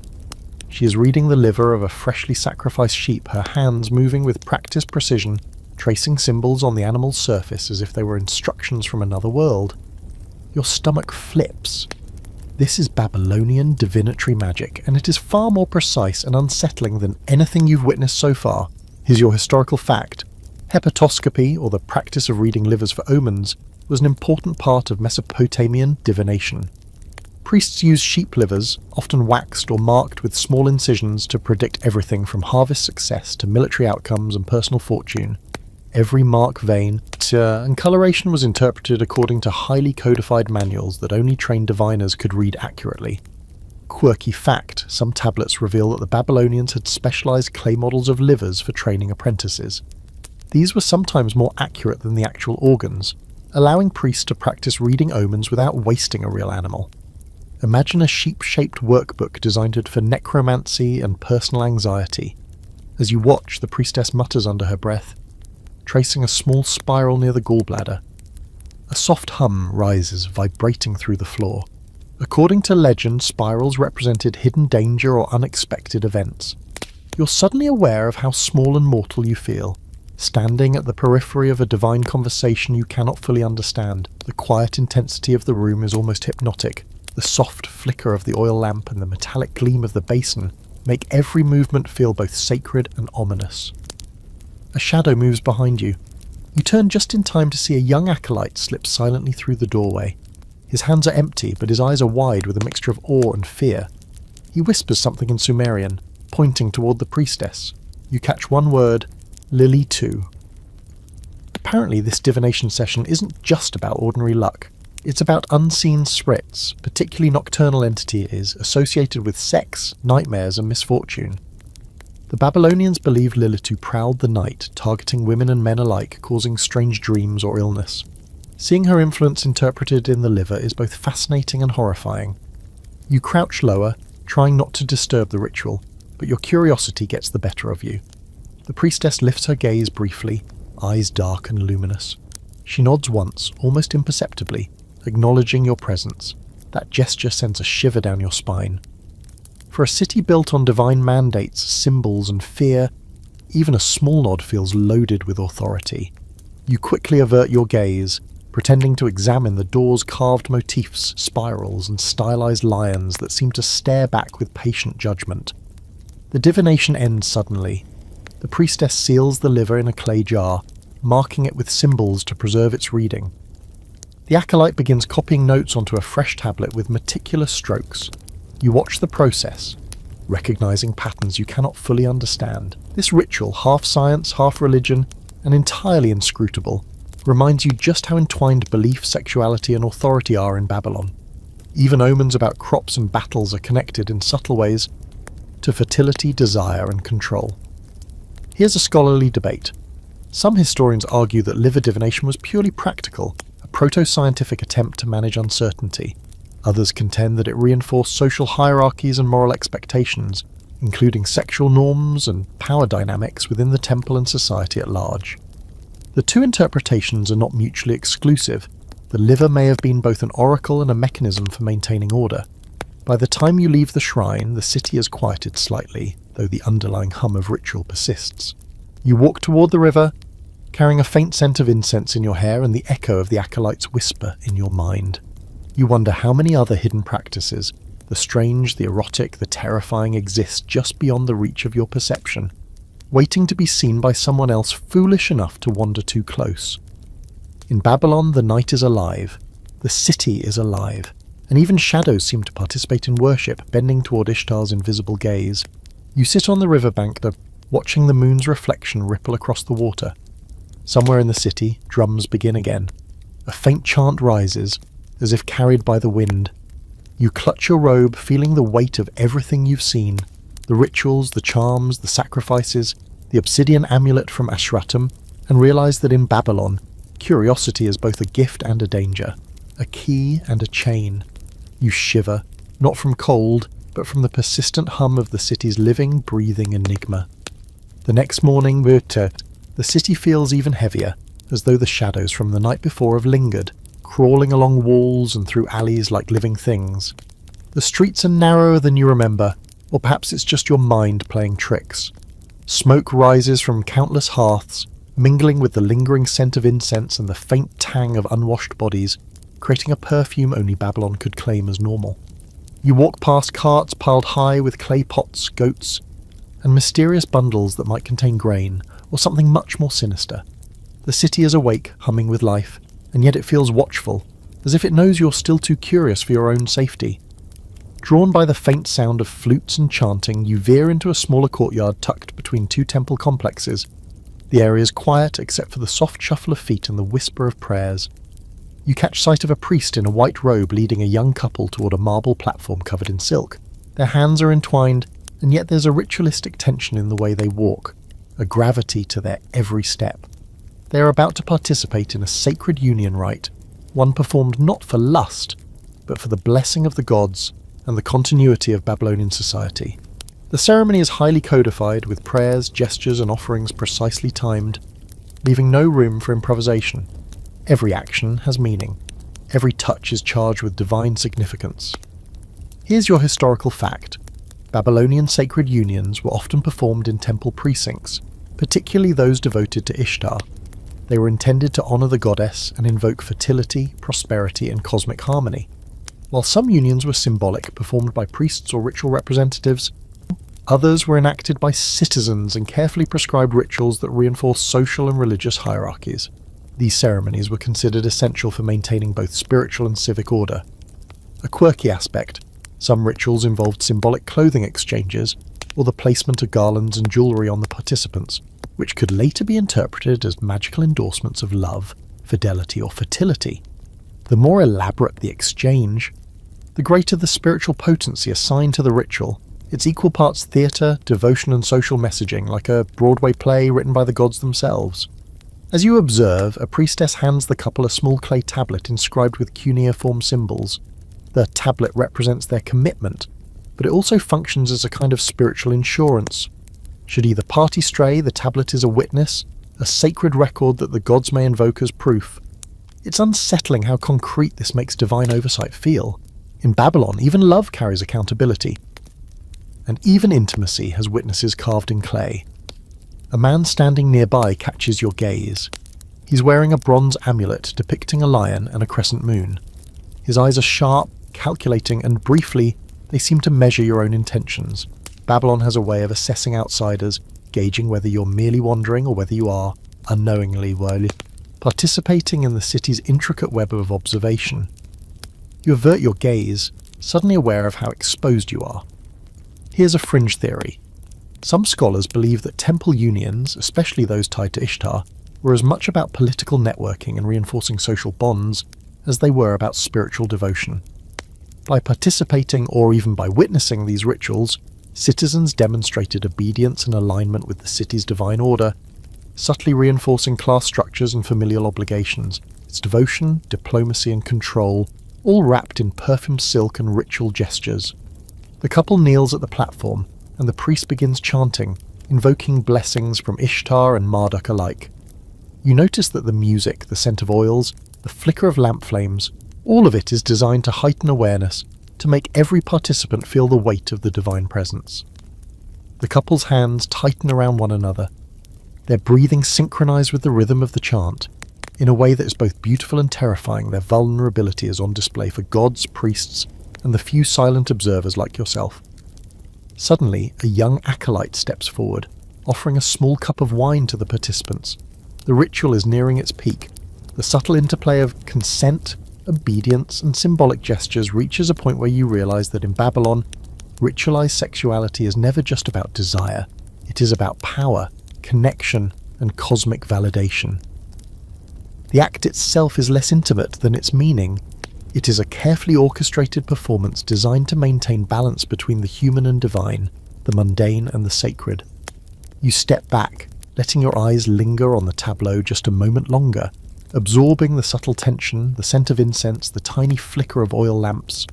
Babylon continues to breathe around you, indifferent yet infinitely attentive.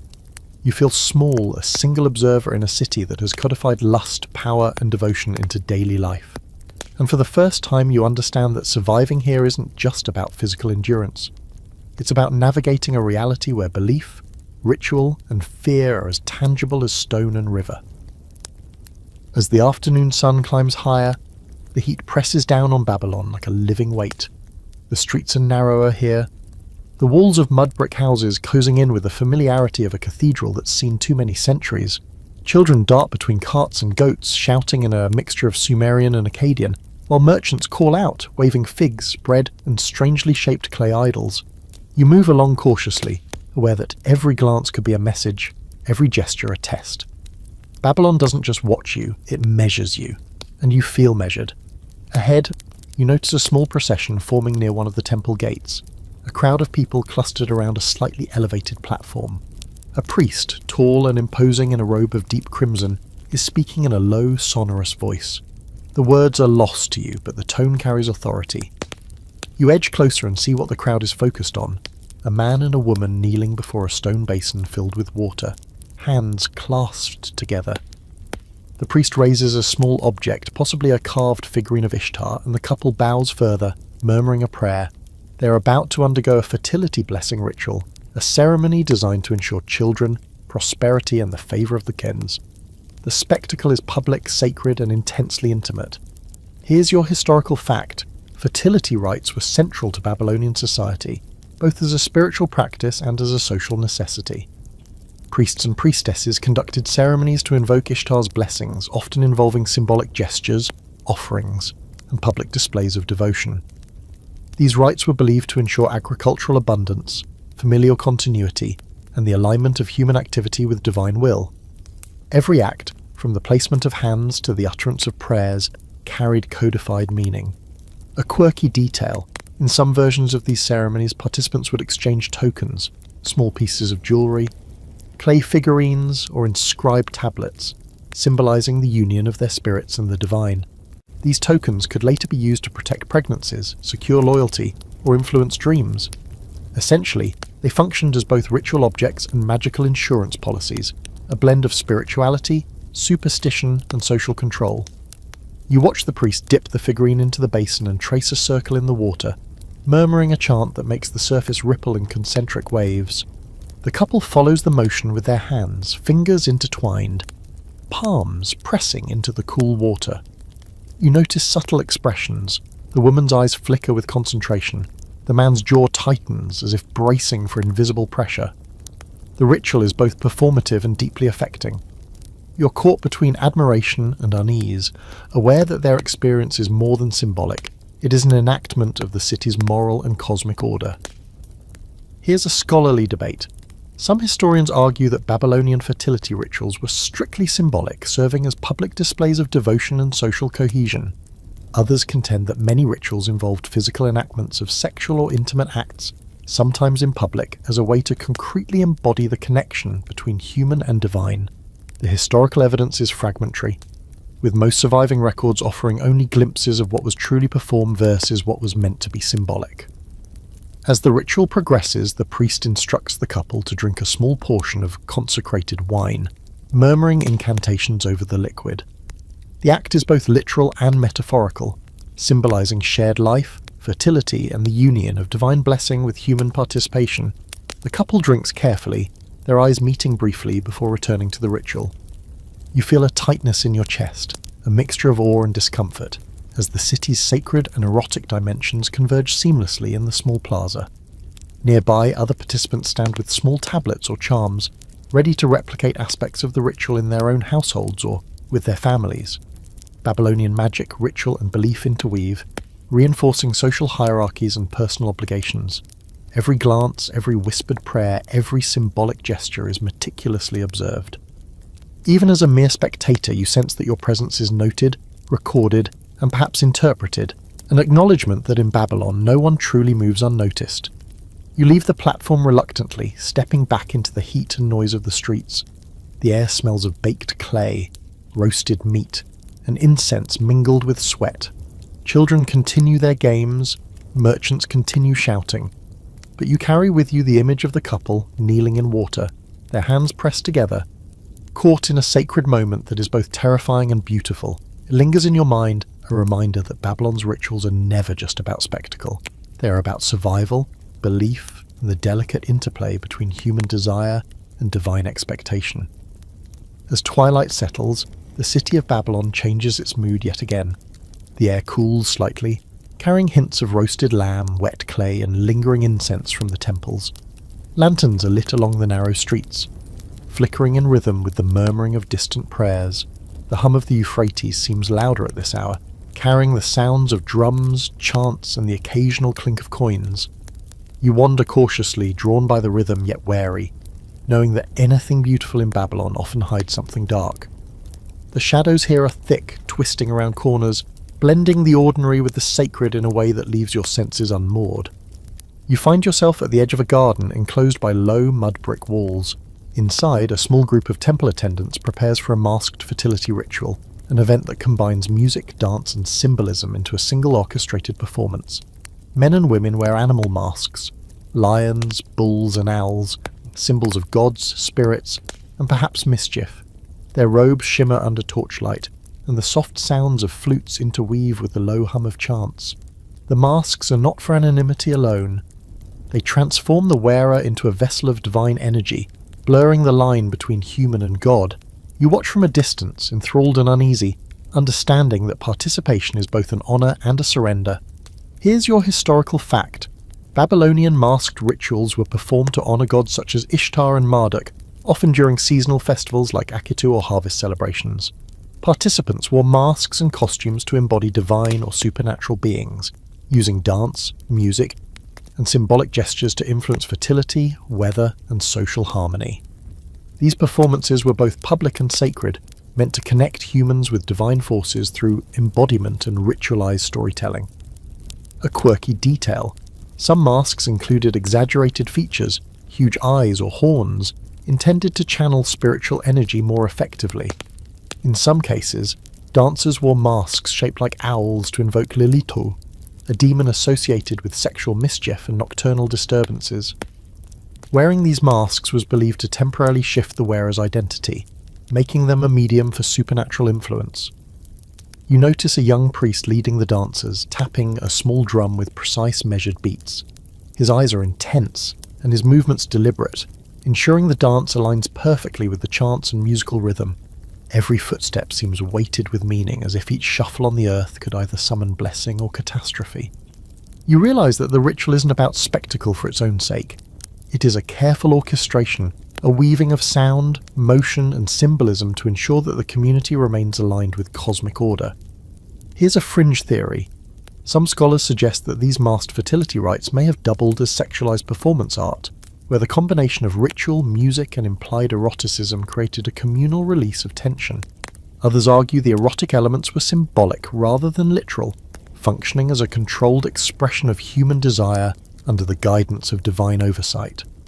Either way, the rituals were a potent blend of spiritual authority and social cohesion. As you watch, one of the owl-masked participants approaches a small pedestal, raising a clay tablet high. The priestess chants louder, and the participants respond, moving in concentric circles around her. A faint scent of oil and jasmine mixes with the earthy aroma of the garden, producing a dizzying sensory effect. You notice the subtle coordination, gestures, breathing, and even the rhythm of footsteps synchronize across the group, creating a hypnotic flow. It is beautiful, terrifying, and mesmerizing all at once. Nearby, a pair of children peek through the gate, imitating the dancers with sticks for drums. The adults barely notice. In Babylon, even children absorb ritual lessons early, learning the dance of devotion, the power of observation, and the fine line between participation and chaos. The city functions as both school and stage, shaping every resident's sense of order, propriety, and fear. Eventually, the ritual ends. The dancers lower their masks, the drumbeat fades, and the priestess sets the clay tablet down carefully on the altar. The participants bow in unison, and the crowd disperses silently, each person carrying the weight of what they have witnessed. You step back into the streets, the torchlight now soft against the darkening walls, and feel an almost physical sense of the city's pulse. In Babylon, the line between spectacle, devotion, and survival is as thin as the flame of a lamp, and just as easily extinguished. Night deepens, and Babylon transforms once more. The city seems quieter, but the undercurrent of ritual energy is undeniable, pulse beneath the cobblestones, under the lanterns, beneath the steady hum of the river. Smoke from countless hearths curls skyward, mingling with incense and the distant scent of perfumed oils.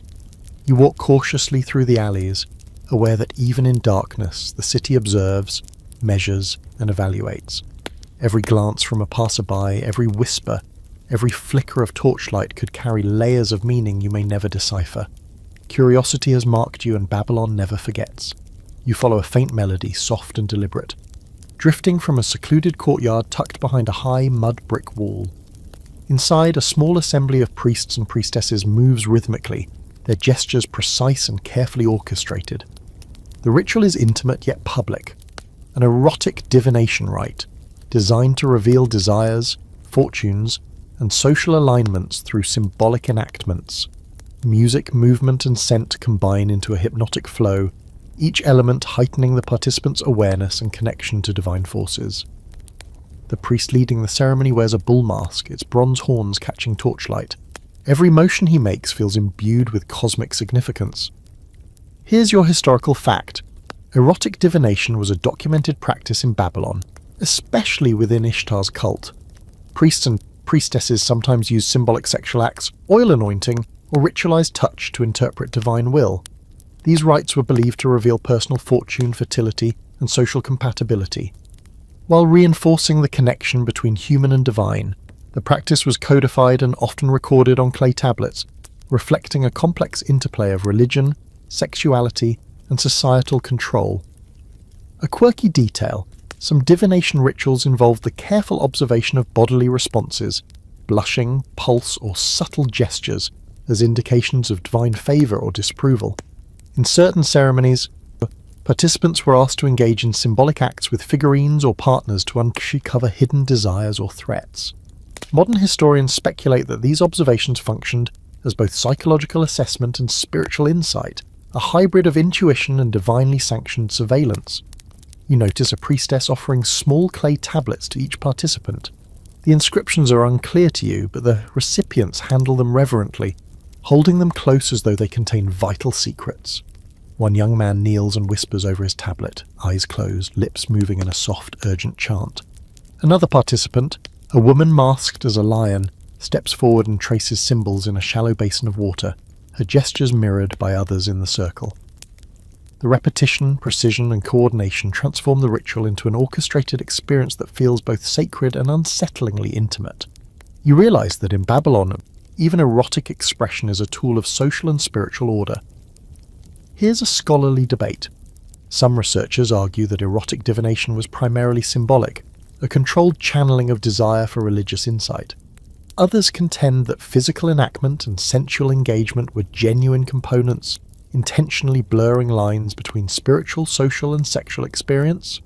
The fragmentary nature of surviving texts makes definitive conclusions impossible, leaving room for multiple interpretations of both intent and effect.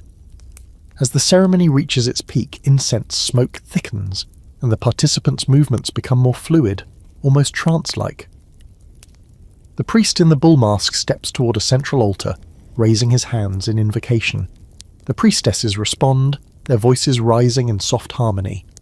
A subtle shift occurs in the circle, as if the air itself is charged with the presence of unseen forces. Participants clutch their tablets tighter, their breathing synchronized, eyes half closed in concentration. You feel a wave of vertigo, as if the boundary between observer and participant is dissolving.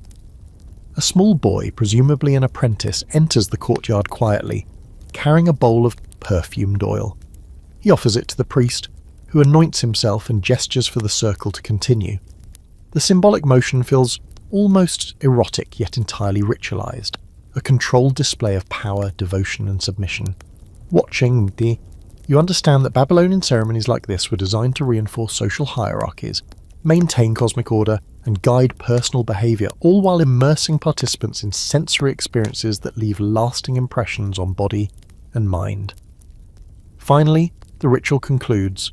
The priest removes the bull mask, bowing low.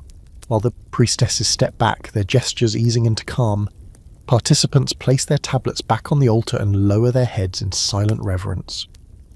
The courtyard falls quiet, save for the faint ripple of water and the distant hum of the river.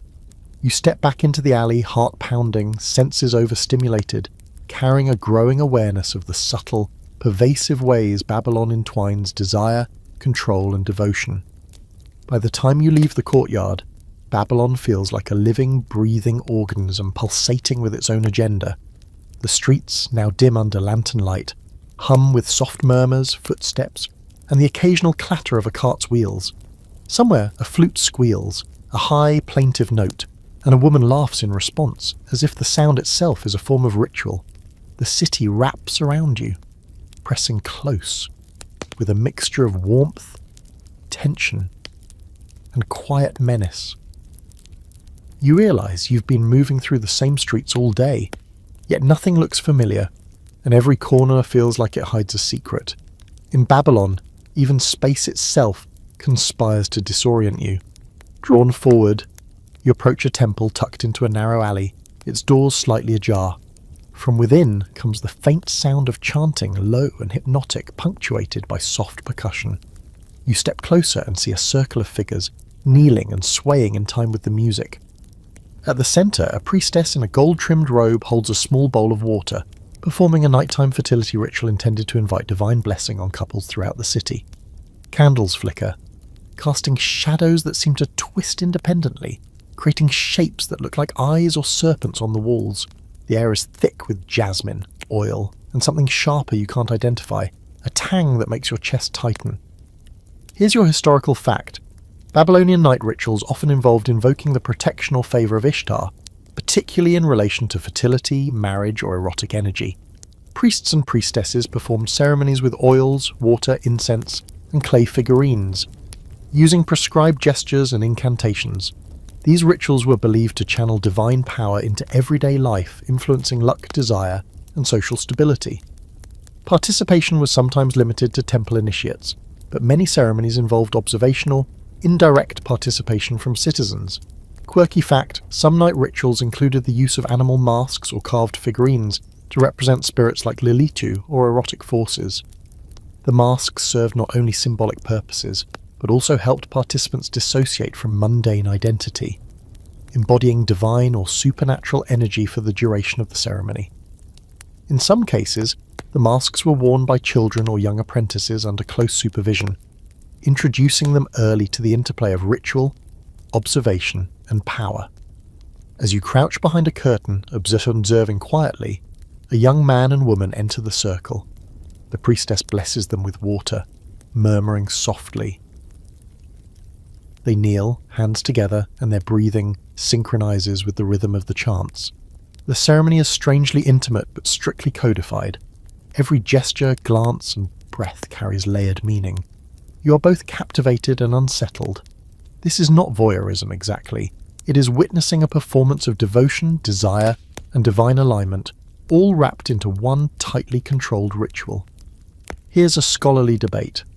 Historians are divided over the extent to which Babylonian fertility rituals were literal versus symbolic. Some argue that sexualized acts were enacted physically, especially for high-ranking participants, to embody the union of gods and mortals. Others suggest that the acts were primarily symbolic, performed through gestures, offerings, or figurines, serving to reinforce societal norms and religious doctrine. Evidence is fragmentary, leaving room for multiple interpretations. As the ritual reaches its zenith, incense smoke thickens, creating a near hallucinatory haze.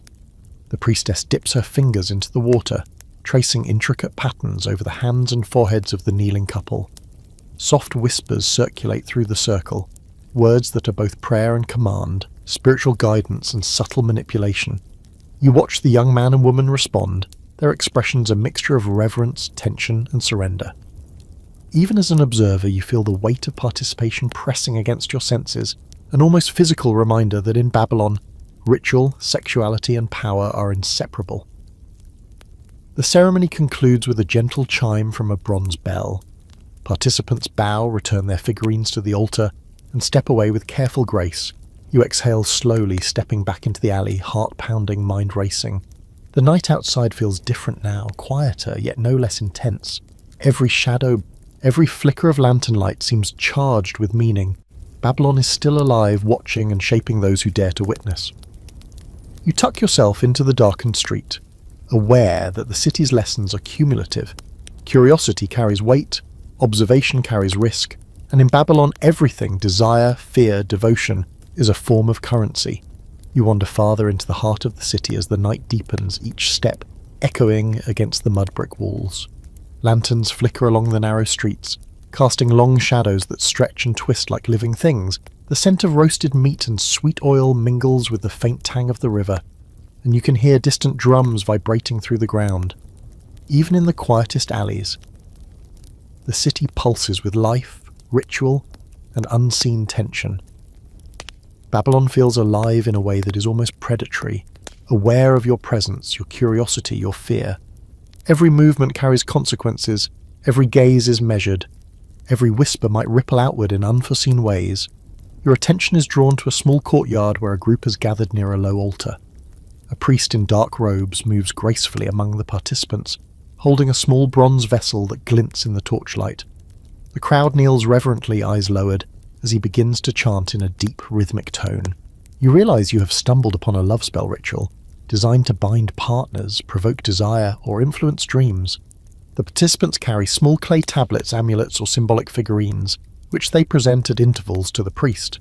His hands hover over each offering, tracing patterns in the air as if weaving invisible threads between objects, participants, and divine forces.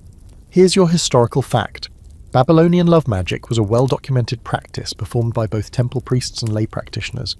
Tablets, charms, and incantations were carefully inscribed with names, symbols, and prayers to invoke the favour of gods like Ishtar or to manipulate the affections of others. Magic and ritual were intertwined with social structure, morality, and even legal concerns, making spells a serious matter rather than mere superstition.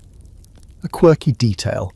Some love charms involved very specific instructions, such as placing a tablet beneath a pillow, tying it with coloured threads, or combining it with oils and perfumes to intensify its effect. One tablet you notice describes a method to make someone dream exclusively of a desired partner for 7 nights. A combination of careful incantation and symbolic representation.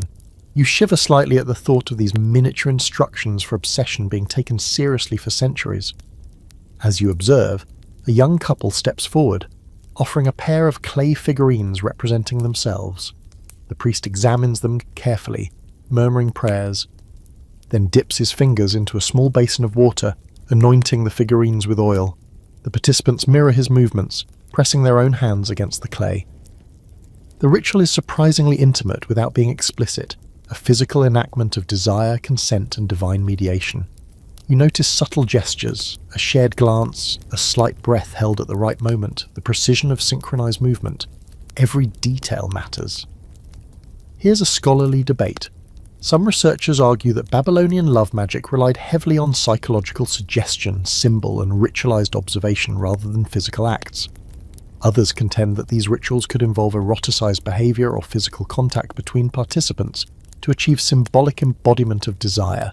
The evidence is fragmentary, leaving room for interpretation, speculation, and a fair degree of horror on the part of unwitting witnesses like yourself. The priest completes the ritual by handing each participant a small inscribed tablet to take home, a tangible link to the god's blessing. The courtyard hums with a soft, residual energy, as if the very air carries the weight of intention, desire, and spiritual authority. You step back, feeling the pull of curiosity and trepidation, and realize that witnessing even a single ceremony in Babylon alters your perception of relationships, power, and divine oversight. The city has a way of embedding itself in your senses, leaving faint traces in the way you breathe, walk, and think. As you leave the courtyard, the streets feel darker, quieter, yet somehow more alive. Every alley seems to hold a secret, every shadow a story, every whisper a command. Babylon thrives on observation and participation, and even as a passive witness, you are implicated. The echo of the drums, the faint perfume of incense, and the soft glow of lanterns cling to your senses, reminding you that nothing here is ever accidental. You clutch your robe tighter, aware that curiosity in Babylon is both a guide and a hazard, and the lessons of desire, ritual, and obedience are accumulating with every step you take. The next morning you wake to the soft murmur of the river and the distant clang of temple bells.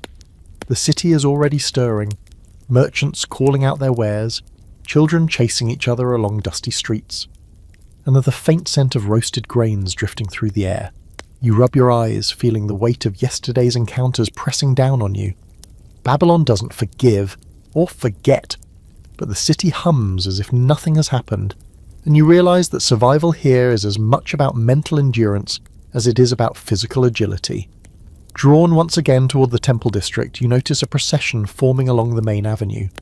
A priest in crimson robes leads a group of masked participants.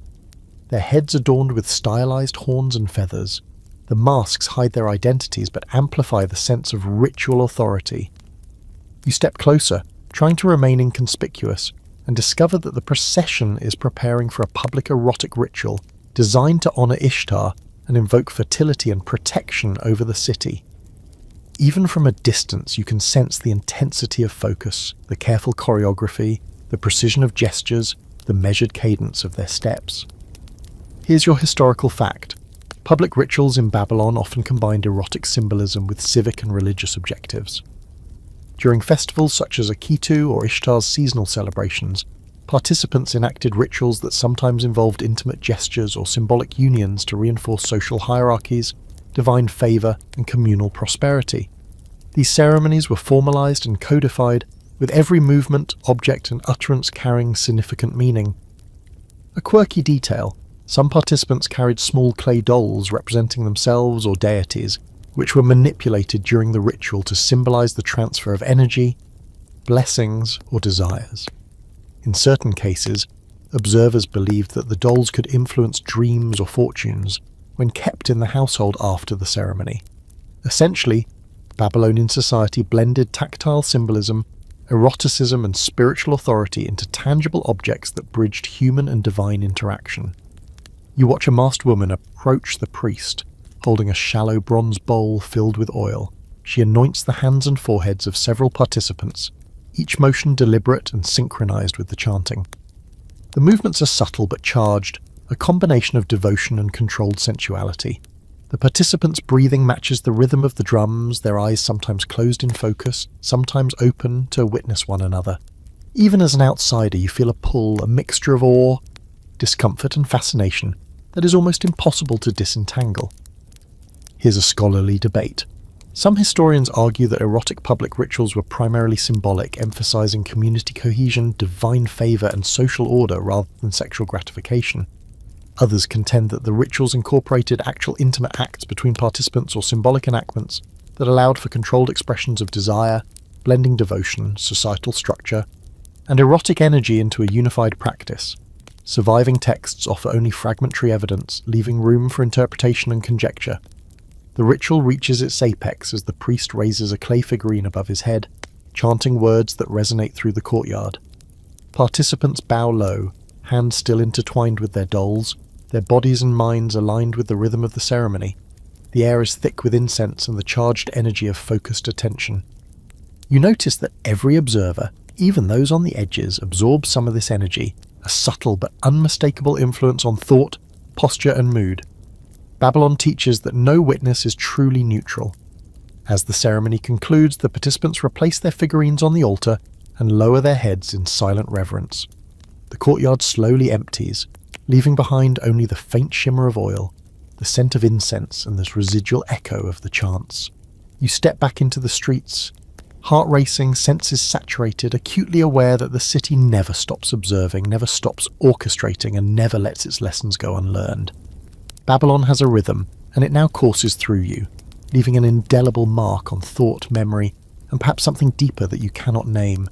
As evening descends, the streets of Babylon shimmer with the golden glow of lanterns, the city's mud brick walls reflecting flickering light like molten honey. The hum of the Euphrates grows louder in the quiet moments between temple bells, carrying whispers from one end of the city to the other. You move cautiously through narrow alleys, the air heavy with the scent of roasted grain, oil, and faint traces of incense. Even in this subdued hour, Babylon breathes and watches, its pulse felt beneath the soles of your sandals in the subtle rise and fall of the air around you. Every shadow seems alive, every flicker of flame a potential messenger of divine intent. Drawn by the soft thrum of flutes, you find a small courtyard tucked behind an unassuming temple. Inside, a group of young women and men kneels around a low marble altar. The priest leading them is clad in a lion mask, gold-plated and gleaming in the torchlight. He raises his hands, murmuring a chant, and the participants respond, swaying gently, hands tracing intricate patterns over clay tablets laid before them. This is a nighttime erotic offering, a ritual designed to channel divine energy into fertility, prosperity, and social harmony. Every gesture, every breath, every glance carries layered meaning. Here's your historical fact. Erotic offerings were integral to Babylonian religious practice, particularly in the worship of Ishtar, goddess of love, fertility, and war. Rituals involved symbolic acts of intimacy, often mediated by priests or priestesses, to transfer blessings and divine favor. Clay figurines, oil, water, and incense were used as conduits, linking the physical and spiritual worlds. Participation was codified and recorded, ensuring that the rituals reinforced both spiritual beliefs and social order. A quirky detail, some of the clay figurines used in these rituals were intentionally exaggerated, emphasizing body parts associated with fertility or virility. These figurines were often inscribed with the names of participants or the intended recipients of divine favor. In some cases, the figurines were kept in households afterward, acting as protective charms or spiritual talismans, tiny portable reminders of the god's attention to desire, health, and prosperity. You watch as the priest moves among the participants, dipping fingers into oil and tracing intricate patterns on hands and foreheads. Each motion is deliberate, synchronized with the rhythm of the accompanying music. The participants' breathing matches the cadence of drums, their eyes half closed, faces serene yet tense with concentration. Even as a spectator, you feel the ritual's weight, the way intention, touch, and gesture intertwine to create a tangible connection between human and divine. Babylonian rituals are never merely symbolic. They are immersive, demanding attention, obedience, and subtle surrender. Here's the scholarly debate. Historians disagree about the role of erotic elements in Babylonian rituals. Some argue they were symbolic, intended to convey spiritual alignment and social cohesion. Others maintain that certain ceremonies incorporated actual intimate or sexualized behaviors, serving both to channel energy and reinforce hierarchical power structures. Fragmentary evidence leaves room for both interpretations, a blend of the spiritual, social, and corporeal. As the ritual concludes, the participants place their clay figurines on the altar, bow low, and recite prayers under their breath. The lion-masked priest steps back, lowering his hands in silent command, and the courtyard falls into a hushed reverence. You step away, heart racing, senses flooded, acutely aware of Babylon's omnipresent rhythm. Every act you've observed, every sound and scent has become part of the city's current, pulling you deeper into its intricate, often disturbing patterns. You walk into the alleyway carrying the memory of gestures, chants, and faint traces of oil, understanding that in Babylon, even observation is participation. Night deepens and the city of Babylon hums with the quiet insistence of its ancient rhythm. Lanterns flicker along the streets, casting long shadows that stretch and twist across the cracked mud brick walls. The air is thick with the scent of roasted lamb, burning incense, and the subtle tang of river water. Even in this dim hour, the city pulses with life, ritual, and unseen observation. Every step you take is measured, every glance weighed, every whispered thought potentially noted by invisible eyes. Curiosity here is both a compass and a trap. You are drawn toward a smaller temple tucked into a narrow alley, one you've passed before but never entered. Its doors are open, and a faint melody of flutes and drums wafts out, luring you closer. Inside, a group of priests and priestesses kneels around a shallow basin, chanting in low, synchronized tones. A man and a woman stand at the center, holding small clay figurines in their hands.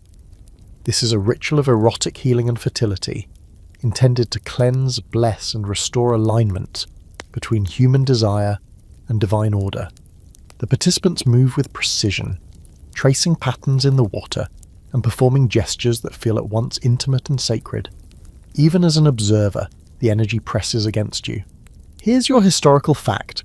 Babylonian erotic healing rituals often combined symbolic touch, prayer, and divination to address issues ranging from infertility to relationship strife. Priests and priestesses acted as mediators between humans and gods, guiding participants through gestures, chants, and symbolic acts that were believed to channel divine energy. Clay figurines, oils, and water were tools for both spiritual communication and psychological influence, bridging the material and metaphysical worlds. A quirky detail, Some rituals involved observation of minor bodily reactions, breath, pulse, blush, to determine the effectiveness of blessings or the presence of divine influence. In certain ceremonies, participants would use masks or amulets to heighten symbolic significance, transforming themselves into vessels for gods, spirits, or mystical forces. Children and apprentices occasionally participated, learning the delicate interplay between ritual, observation, and power from a very young age. You watch as the priestess dips her fingers in oil and gently anoints the participants' foreheads and hands, murmuring incantations under her breath. The young couple mirrors her gestures, pressing their figurines into the water in time with the rhythm of drums. The act is subtle, almost imperceptible, yet charged with significance. Each movement carries layered meaning, connecting the participants' bodies, minds, and spirits to divine patterns. Babylon's rituals rely on precision, intent, and attention to detail, turning even the smallest gestures into instruments of cosmic influence. Here's the scholarly debate. Some historians argue that erotic elements were largely symbolic, representing divine human alignment and reinforcing social hierarchies.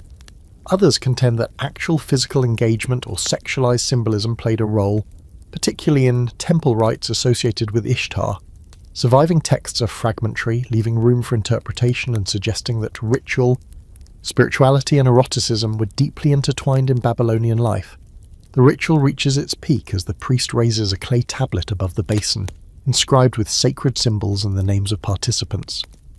A soft glow from nearby lanterns reflects off the water, casting moving shapes on the walls. The participants bow low, eyes closed and murmuring prayers as the priestess traces final patterns in the water. You step back, heart racing, senses overwhelmed by sound, scent and motion. The city feels alive, watching, shaping and recording your every thought. Babylon is not merely a city, it is a living system of belief, ritual and power, and even the faintest curiosity marks you as part of its network. You leave the temple, stepping into the quiet alleys. The lanterns flicker softly, the river hums in the distance, and somewhere the faint beat of drums continues. You realize that survival here depends not only on physical endurance, but on understanding the layers of observation, obedience, and desire that underlie every ritual, every glance, every whispered prayer. Babylon shapes those who witness it, leaving traces in body, mind, and spirit. As the city drifts deeper into night, you find yourself wandering toward the ziggurat once more, drawn by the faint vibration of drums and the soft glow of torches reflecting off its steep steps. The air is heavy with smoke and incense, but beneath it is another, subtler scent. Sweet oils, perfumed with hints of jasmine and honey, interwoven with the faint tang of fear. Babylon at night has a rhythm all its own, a pulse that both entrances and disorients, coaxing you forward, urging you to see what perhaps should remain hidden. The ziggurat looms over the plaza, massive and imposing, a concrete reminder of divine oversight and the inescapable weight of ritual. Through the wide steps and open arches, you see a group of masked participants assembling. Some wear the heads of lions, bulls or owls. Others don long robes trimmed with gold. At the centre stands a priestess holding a small bronze bowl of oil, moving gracefully and deliberately among the figures as they kneel and bow in unison. This is a masked fertility rite, a ritual of symbolic eroticism intended to channel divine energy into the city, blessing its citizens and ensuring the continuity of both families and the state.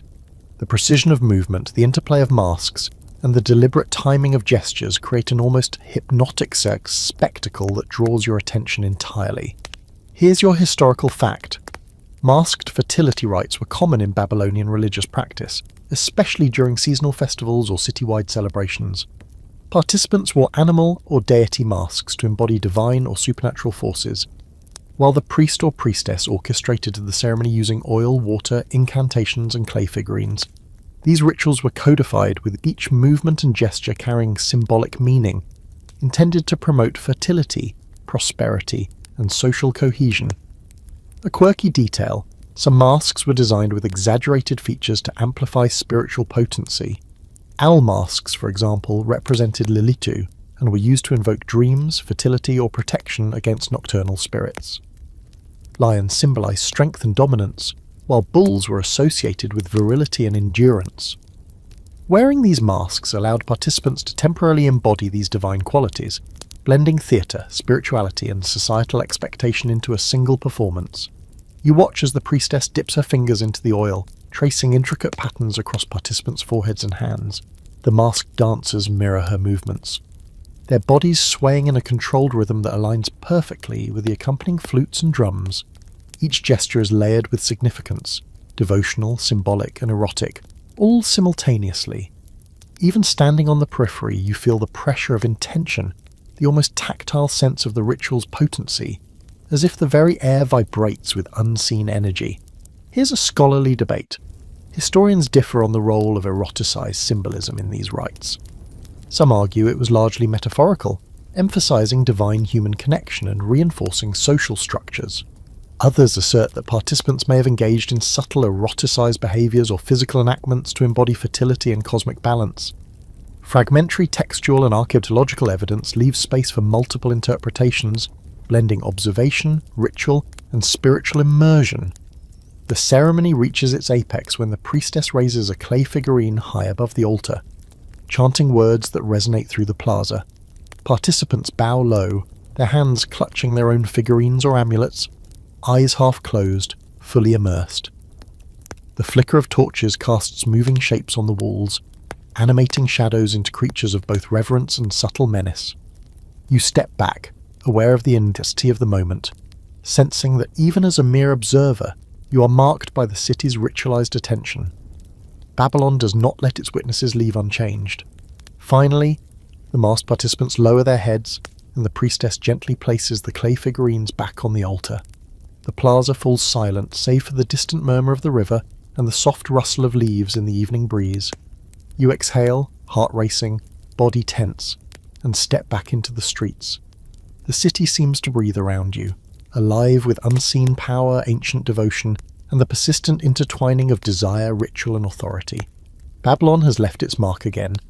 A whisper on your skin, a shadow on your mind. The following dawn rises hazy and gold over Babylon, spilling light across the mud-brick rooftops and the winding alleys that seem to shift subtly with every glance. The river glitters faintly, reflecting the soft movements of boats laden with grain, pottery, and bundles of reeds. Even in this early hour, the air hums with the city's hidden rhythm, the interplay of commerce, ritual, and observation that you've come to know all too intimately. Each step you take seems measured, every shadow potentially alive, every flicker of light a reminder that Babylon watches, remembers, and expects. You walk cautiously, acutely aware of the city's pervasive presence. Drawn once again toward the temple district, you notice a procession forming along the wide avenue.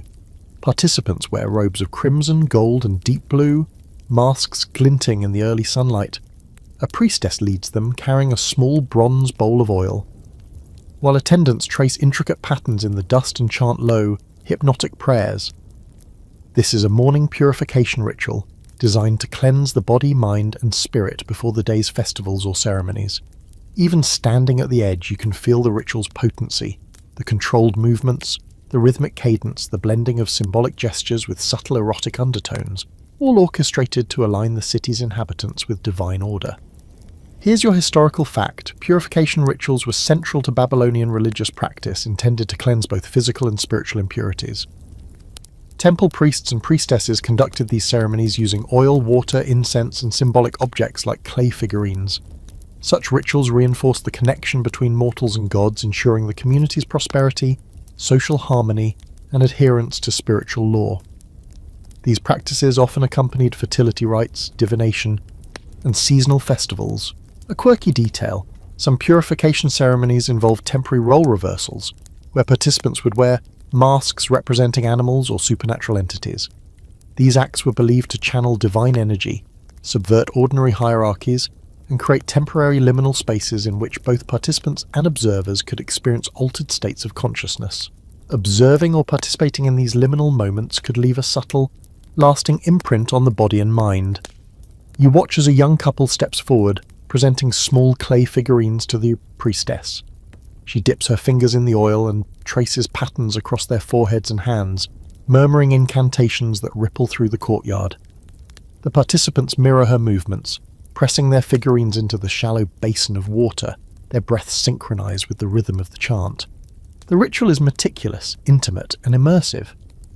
Every motion carries symbolic weight, blending spiritual, social, and erotic dimensions into a single cohesive performance. Here's a scholarly debate. Historians question whether these rituals were primarily symbolic or incorporated actual intimate behaviors.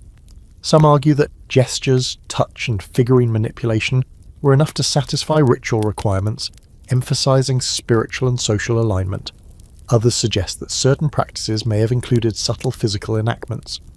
Blurring the line between devotion and erotic expression, evidence is incomplete, leaving room for interpretation and scholarly disagreement. The ritual concludes with the priestess placing the clay figurines back on the altar and bowing, signaling the end of the ceremony. The participants step back, breathing softly, returning their attention to the surrounding temple precinct. You step away, heart racing, mind saturated with the intensity of the morning's events. The city hums quietly around you, alive with unseen forces, hidden observation, and the persistent weight of ritualized power. Babylon teaches, always, that curiosity is both necessary and dangerous, and that survival depends on learning its rhythms, obeying its subtle rules, and navigating its intertwining webs of desire, fear, and devotion. By midday, the sun beats down on Babylon with relentless intensity, turning the streets to gold and dust, casting long, wavering shadows that stretch across the walls like silent witnesses. The hum of the Euphrates carries faint echoes of yesterday's chants, prayers, and the soft scraping of clay styluses. You wander through the market, passing carts piled with figs, pottery, and small charms of Ishtar, their delicate forms glinting in the sunlight. Even the most mundane corners of the city carry a hint of ritual, a trace of devotion, and an invisible scrutiny that makes you acutely aware of every movement, every glance. Babylon doesn't just exist, it observes. Drawn again to the temple district, you find yourself standing before a small courtyard where a priestess orchestrates a fertility and purification ritual. A pair of masked participants kneels on woven mats, holding clay figurines and amulets, their movements slow, deliberate, and synchronized with the chant of the attending priests. Oil glistens on their hands as the priestess traces precise patterns across their foreheads, murmuring invocations to Ishtar and Marduk. The air is heavy with incense, mingling with the earthy aroma of clay and perfumed oils. Even from the edges, the energy of the ritual presses against you, tangible and insistent, a reminder of the city's pervasive power. Here's your historical fact. Babylonian fertility and purification rituals were codified and performed to ensure social and cosmic harmony. Priests and priestesses mediated between humans and gods, guiding participants in gestures, prayers, and symbolic acts designed to channel divine favor. These ceremonies often intertwined erotic symbolism, spiritual devotion, and communal oversight, reinforcing social hierarchies while maintaining religious observance. Participation, observation, and ritual record-keeping all contributed to Babylon's complex system of governance and belief. A quirky detail. In some ceremonies, small clay figurines were intentionally exaggerated in size or shape to symbolize fertility, vitality, or spiritual potency. Masks, amulets, and oil were used to transform participants into temporary vessels of divine energy. Even children or apprentices might witness or perform simplified versions, internalizing lessons of power, ritual, and observation from a young age. Babylonian ritual was immersive, layered, and meticulously symbolic. As the priestess dips her fingers in oil and touches the participants' foreheads, murmuring invocations, the participants mirror her gestures with their figurines, pressing them gently into a basin of water. The synchronized movements, combined with the rhythm of chanting, produce a subtle hypnotic effect, aligning attention, intention, and energy. Even as an observer, you feel the ceremony's power, the way Babylon converts devotion into physical and emotional presence. The city's rituals are not just acts, they are experiences that bind, instruct, and mark every participant. Here's a scholarly debate. Some historians argue these rituals were primarily symbolic, emphasizing divine human alignment and reinforcing social norms. Others suggest that subtle erotic or intimate enactments may have been intentionally incorporated to embody fertility, devotion, or cosmic balance. Fragmentary textual evidence leaves interpretation open, highlighting the complexity of Babylonian ritual practice and the blurred boundaries between the spiritual, the social, and the corporeal. The ritual concludes as the priestess lowers her hands and returns the clay figurines to the altar. Participants bow and step back, silent and reverent. You leave the courtyard feeling the lingering intensity of the ceremony pressing in, your mind alive with observation, memory and awe. The streets of Babylon bustle with activity, merchants calling, children playing, the river murmuring. The city breathes around you, powerful, pervasive and inescapable. You realize that your journey has taught you more than survival. It has shown the ways belief, fear, desire and devotion intertwine to shape an entire civilization. As the sun begins to dip below the horizon, casting long amber shadows across Babylon's streets, you finally pause. The city hums around you, the distant clatter of carts, the soft murmur of merchants closing their stalls, children laughing as they chase one another through alleys thick with the scent of baked bread and incense. For weeks you have wandered through its temples, witnessed its rituals and absorbed its strange blend of devotion, power and erotic symbolism. Every street, every shadowed corner, every whisper of wind has carried a lesson. In Babylon, nothing is simple, nothing is accidental, and every action, observed or private, ripples outward into unseen networks of control and belief. You think back on what you've seen, the one-coin rule, the sacred unions, the masked fertility rites, the divinations in oil and liver, the erotic ceremonies that blurred the line between devotion and desire. The city's people, priests, priestesses, eunuchs, merchants, children, have moved through it with astonishing purpose, performing their roles with precision and belief that is simultaneously terrifying and beautiful. Babylon is a place where curiosity is both a gift and a hazard, and you have carried it like a small, dangerous flame through every alley and courtyard. The city has left its mark on you, subtle yet persistent, shaping the way you walk, breathe and think. You pause by the Euphrates, its waters catching the last light of day, shimmering like fractured gold. Somewhere upstream, a priest's chant drifts across the water, mingling with the hum of the city, carrying the echo of rituals, prayers and offerings. You realize that Babylon's power lies not only in its temples or rulers, but in its ability to weave the spiritual, erotic and social into an inseparable tapestry. Every glance, every touch, every whispered prayer reinforces the invisible architecture of control, devotion, and desire that binds the city together. It is as elegant as it is oppressive, and as incomprehensible as it is mesmerizing. A soft wind carries the faint scent of oil, jasmine, and earth, reminding you of Ashratam's stall, the clay tablets, and the tiny amulets you glimpse there. The city in all its complexity, has taught you that human behavior, belief, and desire are instruments of survival and social cohesion. Babylon is a living lesson in the power of ritual, the malleability of morality, and the strange ways in which fear and devotion intertwine. It is a place where curiosity is tested, where observation carries weight, and where even the smallest act can become part of the divine narrative.